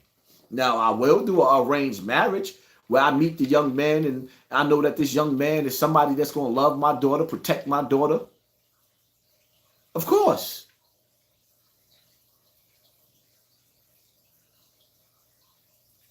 But when you're dealing with this, what they call sex trafficking, this is a very, very dangerous game. This is a very, very dangerous game. But the reality of it is that, you know, there's a lot of real sex trafficking going on. There's a lot of children coming over the border that's being sold in America. There's a lot of children being stolen from those countries coming over the border illegally. And this is something that Trump was supposed to be trying to stop. That, from what I understand, he was trying to stop these children from coming over the border illegally. He was trying to make the parents or the people bringing the children over the border take DNA tests to prove that these children were related to them. And well, Kamala Harris is not doing that. So now these children are coming to America where you have pedophiles. You got a lot of pedophiles in power, and they looking to have a good time. I want to have a funky good time with your child, with children. And I'm telling you, parents out there, stop sending your kids in these fucking Ubers, because a lot of these Uber drivers are kidnapping children in America. Stop sending your kids and your wife in Ubers like that without protection. Even Wallow had a case where he jumped out of an Uber because he felt like he was being kidnapped. So you got to watch that shit. Because a lot of these people that came over the border are diabolical. And they playing for keeps. They know how to get rid of the body. They know how to get a barrel of acid and dump you in it where you never found again. Stop playing. Because these niggas that's coming over the border, they totally different from people in America. They will make you disappear. They good at doing it. Their pain is different from your pain. People in America, especially black people in America, got this stupid ideology where you think that you went through the worst things. No, you haven't. You have never ever seen what it's like to pick the pieces up of your family members because a building had blown up on the ass. You ain't never seen no shit like that. The closest you've ever came to that is 9/11. You niggas think you been through something. You ain't go through nothing, man. You ain't been through nothing.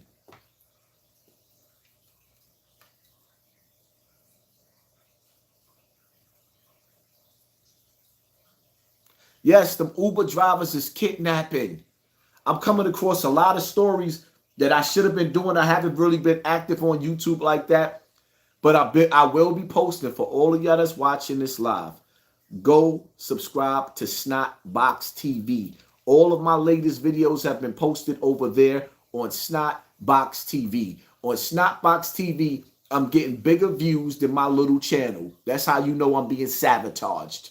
That's how I know that I'm being sabotaged, because there's no way in hell that I should be getting better numbers on my smaller channel than my bigger channel. Somebody's fucking with my channel. And I probably shouldn't have said that with my dumb ass, because now they're going to go over there and start fucking with my Snotbox TV. But I'd rather get bigger channels and have an increase in numbers than I'm sitting up there teaching the algorithm that my channel is getting less and less. No, I'm not letting them do that. And I advise anybody that got a YouTube page, when you see that they fucking with you in the algorithm, it's best to start. When you see that they got your channel on a decline, go create another channel. Take advantage of your big channel and create another channel. At least in the algorithm, it'll show that your little channel is growing every day. Then you keep posting on your big channel and they purposely making your numbers dwindle down. I don't care how many new channels you got to start. Whoever that is behind the scenes at YouTube fucking with you in the algorithm, make them keep working. Don't make their job easy. You ever notice? You ever notice how many channels academics got? Why do you think academics got all these channels? You know how many times they try to cancel that nigga? You know how many times they try to cancel him? That's why he put me on his channel at the first case. The first case, he had the allegations. No, not the allegations. He had a fight with some girls. He always getting into something with some girls. That's when he had me on his channel first, to distract him. Had me again to distract him. Third time again to distract him. Always when he's in trouble. Next time he went and got Charleston White. He ain't stupid. He learned from the machine. All you have to do is create controversy to make the algorithm accept you. What you think niggas is doing? Why you think Queens Flip always doing some dumb shit? Because he learned this algorithm. They want to keep you dumb. They spend billions of dollars to keep you stupid. Are you not entertained?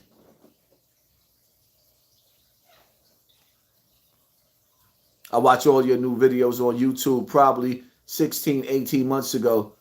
Thank you, family.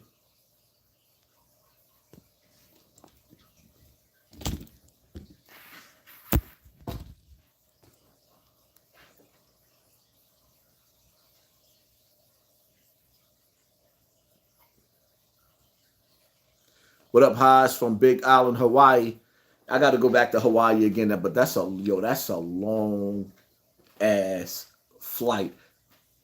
Flying to Hawaii is a long ass flight to be in the air, but I got to go back to Hawaii. Is very, very beautiful.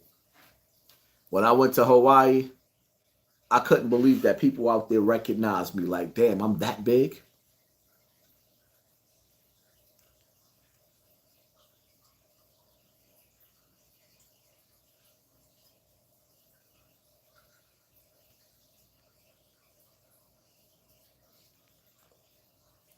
Yeah, we definitely need to, gang baby, we definitely need to free Diddy so he can go up in your house and fuck your little sister like that. Yeah, we should definitely free Diddy so he can fuck your mother like that. Why not?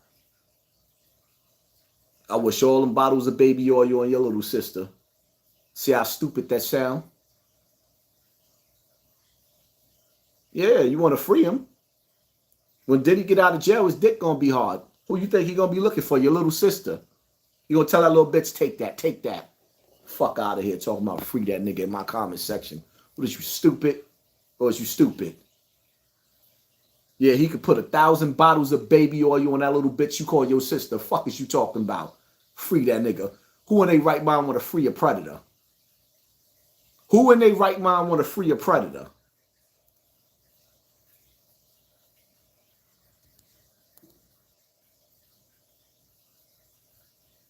I'm just saying. If we got to pick and choose somebody to fuck for him to fuck, let it be somebody from your house. Let it be your mother.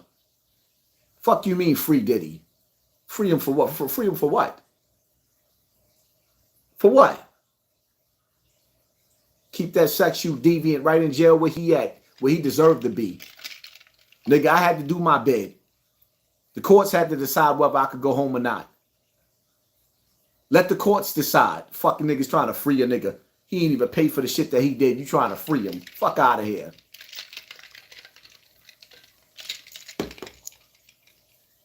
Thousand bottles of baby oil.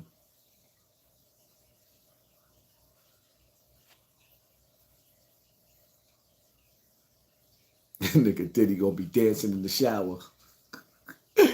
Yo, it's sad. Because if niggas run up in the shower on Diddy,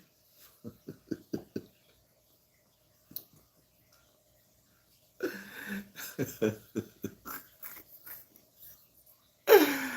nigga Diddy gonna be like, I want to party with you, daddy.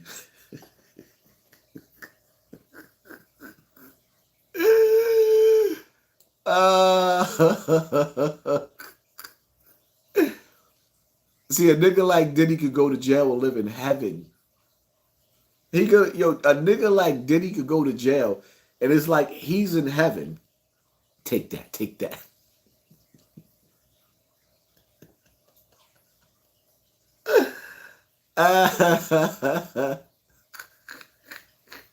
I've been around the prison. I've been around the world. I've been around. You motherfucking right. Diddy ain't going to PC. Diddy want to go on the big yup. Then again, he might go on the PC. I don't know. I wouldn't be surprised if he does. See, you know what? A nigga on Diddy's level, they may put him in PC against his will. But Diddy might not want to go to PC because they might have him under 23-hour lockdown, which might make him want to kill himself. You know what it's like to go to jail and automatically they putting you in a box. They can't have nobody next to you because you labeled as a billionaire, and everybody that get next to you is a potential threat to you. But then again, see, you got to understand something too. Putting Diddy in PC is dangerous because now they can isolate him so that they can sit up there and say that he killed himself. Okay.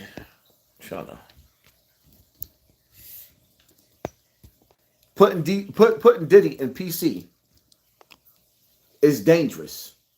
Putting Diddy in PC is not good. It's best for him to be in population where the other inmates can sit up there and say, yo, get your hands off of him. Isolating him and putting him in PC, Diddy might not live. I could definitely see Diddy dying in jail. Diddy got too much information. I think Diddy's kids is in danger. I think Diddy's kids, my prayers go out. My prayers go out to Diddy's kids because I feel like Diddy kids know something. And some of his kids got access to some of the things that the Illuminati is looking for.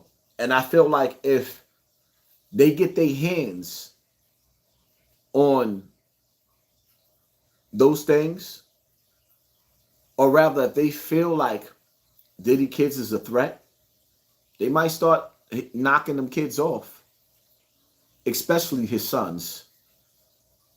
This is the machine we're talking about. You think that these rich elite is going to let Diddy bastards take them down? Right now, Diddy kids is in danger. And they don't know who to trust. And Diddy lining them up with these gangbangers and these street niggas might not have been a smart thing, but it was his only hope because he knows that he's at war with the rich. Diddy had to align his children with gangbangers. His sons is lining up with niggas in the streets. Diddy went back to the streets because it's the only thing that he had left for his children. But at the same time, I don't think Diddy realized that the streets don't love nobody. The streets don't love nobody. And the streets can't wait to stick a fork in you.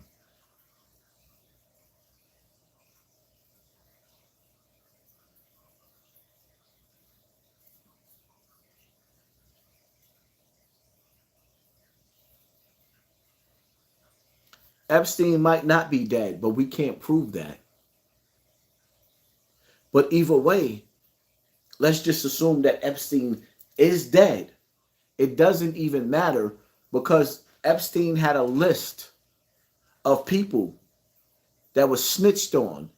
Epstein had a list of people that should be in jail. The government has a list of people that hasn't been locked up. Why they haven't executed the arrest warrants of the people that's on Epstein's list? Why are we constantly looking at Diddy and we not seeing a receipt for Epstein's Island? You got a whole government and a whole celebrity list of people that should be under an indictment. Where's the arrest? Epstein's case is like, okay, there's other people that should be in jail. Where are they? Why are we playing this Diddy game?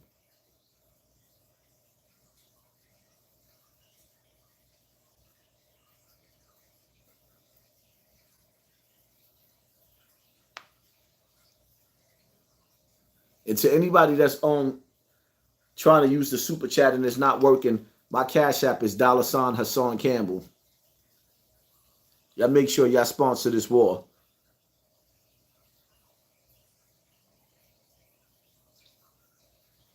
Keefe D didn't start all this. This shit don't have nothing to do with Keefe D. This should have something to do with Diddy going against the liquor company, De Leon. That's where it started.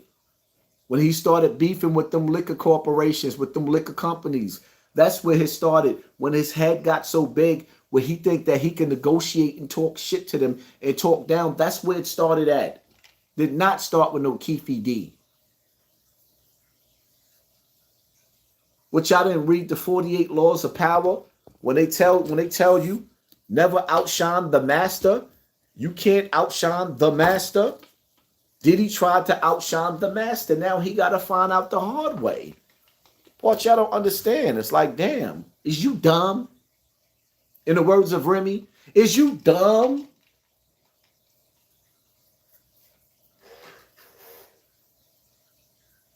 That's where this shit started. And fuck the Me Too movement. The Me Too movement started after me. The Me Too movement don't give a fuck about no victims. The Me Too movement don't give a fuck about no real victims. They just created a way for them to be able to spank their new slaves.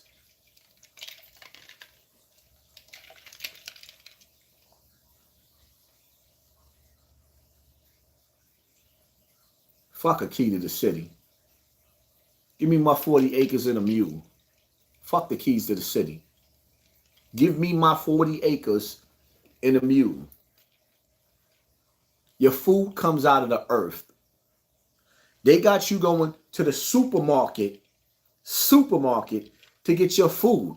The same food that you get out of the supermarket, they get out of the earth. Cut the fucking middleman out. What parts you don't understand? The food that you get out of the supermarket comes from the earth.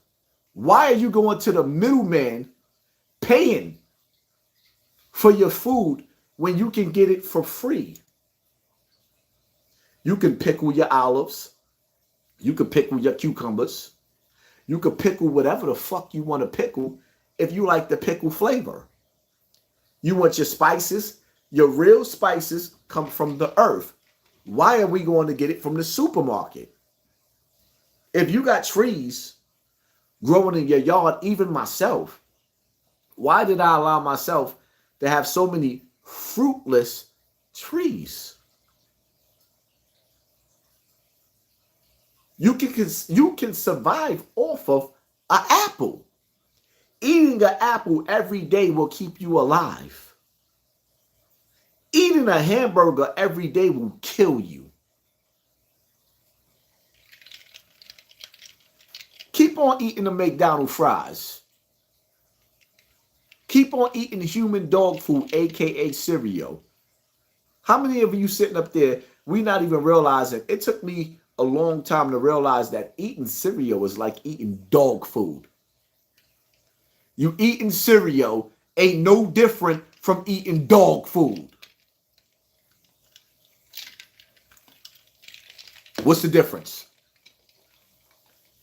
Your cereal got worse ingredients in it than the food you feeding your dogs. Your cereals got worse ingredients in it than the food that you feeding your dogs. Oh, you never thought about that, right? Because they never taught us to think. No, they didn't. And I'm starting to realize more and more and more and more, everything that we eat is forbidden in other countries. You got third world countries where the people over there are poor. The poorest places in the world don't want some of our foods. So hold up, right? You got places in the world where they're hungry, they're starving, but they'll choose death before they choose to eat our food. Explain that. Huh? Inquiring minds want to know. Explain that.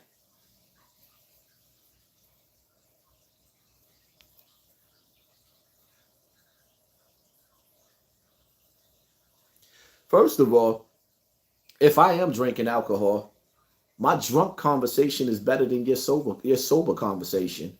So for the agents in the comment section that's trying to figure out whether I've been drinking or not, like, stop deflecting in the comment section. And where the fuck is my mods at? Stop letting these agents play military mind games. The message never changes. My drunk message is better than your sober fucking message. Ice Spice. Yeah, drunk speaking a sober mind. Absolutely not. I'm not drunk. Actually, you know what it is? My fucking back is hurting so bad sitting on this stoop. It hurts. It don't give you no back support. Where I wanted to sit at and do my live at, I couldn't. They wanted me to use this angle to do my live, so this is the angle that I did because of the other angles wasn't working. The other thumbnails wasn't working. Nothing was working. So finally, after the 100,000th attempt of going live, I went live. And they made sure they had whatever agent they had to get in position to sabotage my page, because we was creeping up, going on 5,000, almost at 5,000 in the live. Then they start pulling us down. We already know what time it is. They don't want you to see how big I really am. They want you to think that I'm falling off. They want niggas in the comment section talking all the stupid shit, saying all the stupid shit, because the reality of it is, I get out of some whack pussy after a while. If I'm in some whack pussy, I'm just going to get the fuck up out of it. But you got niggas in the comment section trying to convince you, whatever they saying in the comment section, I'm not even paying a mind of these niggas. Oh, he drunk. Why the fuck is you still watching then? The fuck is you still watching for then? Hello? What are you still watching for then? Who sent you? What agency are you working for? I'm just asking. What agency are you working for? When they can't destroy you, they try to distract you. It's simple. When they can't destroy you, they try to distract you. The world that we live in is real simple. If we go back to the basics, we could beat the machine. If you don't go back to the basics, you're fucked. And the reality of it is, you are fucked though, because you let the colonizers buy all the farmland. And now the only land that's for sale is fucked up land. So this is the problem that we having. And in the laws that's being passed, if you grow food, you can't share it with your neighbor. Yeah, this is the shit that we should be talking about. I don't give a fuck about Diddy.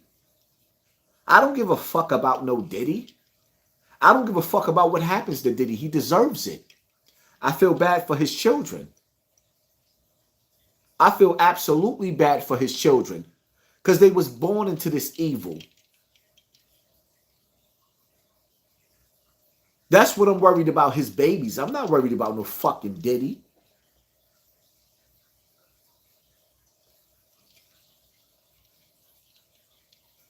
That's why y'all can stop with the bullshit. I don't give a fuck what people think about me. Everybody where I come from is going through something mentally, physically, financially. We going through the worst of the worst shit. So when you see people smoking their weed, I don't bother them. I just tell them to be on point. When you see niggas drinking their alcohol, I don't bother them. It is what it is. Just make sure the nigga ain't got 1,000 bottles of baby oil. Just make sure nigga don't got 1,000 bottles of baby oil. Something just ain't right.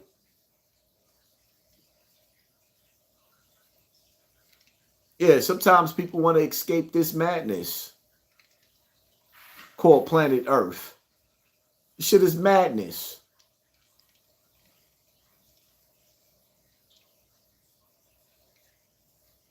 You grown, you're not driving. Absolutely. Sitting right in my goddamn house. Minding my business.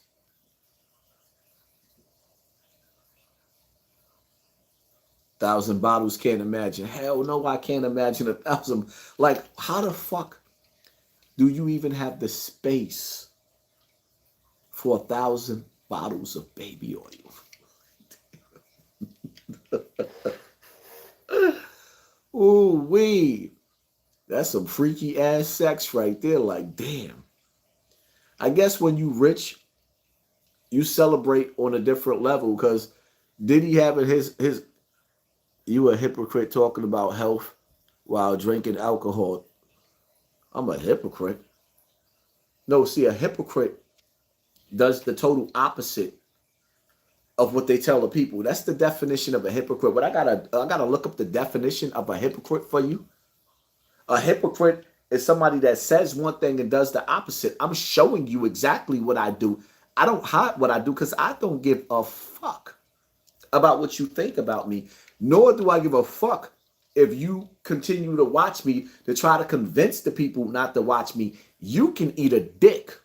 You can eat a Diddy dick at that. A real big Diddy dick. Grande. That's what you can do. I'm listening to your message, Hodge. Drink up, OG. Mindset over greed. You can eat a Diddy dick. You can have whatever you like. Yeah, fuck out of here. Like, you got to understand something, man.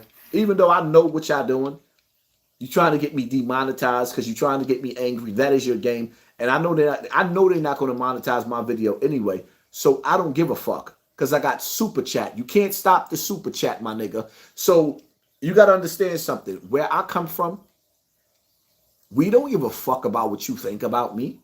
I don't give a flying fuck about what you think about me. I don't give a fuck about your mama. I don't give a fuck about the bitch that gave birth to you. I don't give a fuck about your grandmama. Get the fuck out of here. Huh? Skedaddle. Get the fuck out of here. You see this foot? There's a foot up your ass. Get the fuck out of here. Get the fuck out of my comment section. That's what you do. Nobody gives a flying fuck. We ghetto over here. We can get very, listen, understand something. Successful people can get very fucking ghetto. Because that's where we come from. I come from the mud. I come from poverty. I come from slavery. I come from all that. So when it's time for me to get the fuck out of here. Worry about you. You're a hypocrite. No, I'm not a hypocrite. That's the one thing that I'm not. I stand on being me. And you're going to know exactly who I am. Just because I'm talking about doing certain things, that means that I'm trying to find the strength to grow to get there, right? See, that's the difference. When I'm trying to find the strength to grow to get there, there's a difference between being a hypocrite. A hypocrite is one that speaks something that they totally don't believe in. I strive to be a better version of me. I didn't say I'm the best version of me. There's a part of me that I want to fuck you up. There's a part of me that'll catch you behind the building and clap your ass and kick you right in the nigga. There's a part of me that don't want no peace at all. There's a part of me that's grimy. There's a part of me that knows that if I can't feed my children and you got a steak, you got 10 steaks over there and I ain't got no steak, nigga, you gonna give me one because I'm gonna take it. And see the difference for me, I'm not a thief. When I come get your steak, I'm coming to take it in front of your face. You gonna give me this steak. Fucking playing with me. Remember something. We all live in the land of the thief, the home of a slave. So my forefathers of America, the ones that I remember, the colonizers, the one who stole my land, they taught me how to live. Nigga, don't never get me fucked up. I got criminal in my motherfucking blood. And when shit hit the fan and it's time for me to get fucking ugly, I'm going to turn back to being criminal, motherfucker. I learned from my white ancestors. Because all of us got the slave master in our blood. You think I ain't learned, motherfucker? By any means necessary. That means when it's time to get ruthless, nigga, I'm going to get ruthless. Who the fuck you think I am? Don't let that nigga, don't, one thing I don't want y'all to do, don't never put me in your motherfucking box. Don't put me in no box. Don't put me in your box of where you think I should be. Motherfucker, I'm going to be who I am. Straight like that. What happened to your last live house is on Patreon. Yeah, some lives I have to take down because I got to worry about the threat of, you know, the agents that come in the comment section with their fake pages and just talking they fake shit. And sometimes I got to shout the agents out for doing what they're doing because sometimes they turn on my arrogant side. I love my arrogant side. I absolutely do. I love cursing motherfuckers out. I am Wanda Campbell's son. My mother had a dirty fucking mouth. And my grandmother, when used to piss her off, she would tell you in a heartbeat, kiss her motherfucking ass. Shout out to Ruth D. Register. My grandmother would tell you in a heartbeat, kiss her motherfucking ass. Thank you.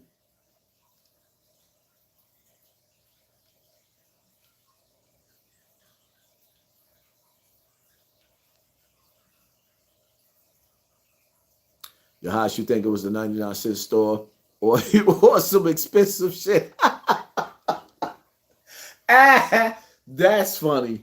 Nigga said, do you think it's the 99-cent baby oil or some expensive shit?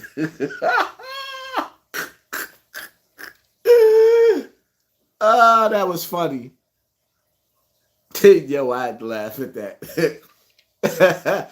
I had to laugh at that. Diddy said, who give a fuck? Just get that baby oil. Take that, take that, take that. Damn, but you know what, though?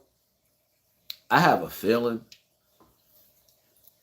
that when the whole story comes out, because it might be a documentary that comes out with this case while Diddy's in jail, is going to definitely be transcripts. And I'm telling you right now, we haven't even heard the half of what this nigga is being accused of. And I promise you that the feds is not finished charging Diddy. Diddy got some problems. That nigga is in trouble. He in trouble.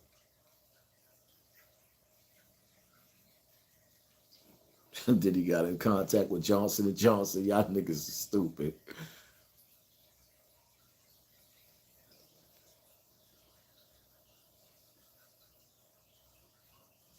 What was he going to do with all that baby oil? You come on, man. You know what he was going to do with all that baby oil. You take that, take that, take that. Listen, man. Them niggas had a lot of drugs. A hell of a lot of drugs. A hell of a lot of drugs to numb them up, to knock you out. Like, you gotta sit back and you gotta really, really think. Now that I think about it, what type of fucking person, you so sick, you gotta be an evil motherfucker. Think about it. To make somebody have so much sex that you got to get an IV in them because they dehydrated. When you get dehydrated, you can die. So this is sex trafficking at its finest, yeah. I see why the Fed stepped in. Because when you're dealing with sex farms, with sex trafficking, all that sex, it takes your energy. You got to think, right? A woman that's having sex with a man that can't come, and he's hard for days. And now you got this woman having sex with multiple dudes that can't come. Do you realize what that's doing to that woman? How that sex is draining her? Do you realize as a man, when we have an orgasm, most of the time we go straight the fuck to sleep? We tired after that because it takes your life force. And these girls were made to have sex so much, and dudes too, that he had to get IV. Wow. Yeah, keep that nigga in jail. I sang it one time. You gotta hold him, know when to fold him. You gotta hold him, know when to fold him. Diddy in trouble. That nigga in trouble when he deserved all the trouble that he earned for himself. I just pray that nobody comes along and do his beautiful daughters the way he did somebody else's beautiful daughter. I wouldn't wish that on them little girls. It's not right. What he did wasn't right. And what we do as men that's being judgmental ain't right. A lot of us men need to clean our shit up for real. For real. Because a lot of dudes got hand problems. And I know I used to be one of them. I don't hide nothing that I did or do. And I know you should hide your faults, but I don't, because I don't give a fuck about what people think about me. I don't give a fuck about people using me again. I don't give a fuck about what you think about me. If I could sit up there and tell the world what Africa Bambaataa did to me, I don't give a fuck about nothing what you think about me. Nothing. Absolutely nothing. Because that was the worst thing that I've ever been through with that nasty motherfucker. Diddy had baby oil. Bambaataa had Vaseline. Take that, take that, take that.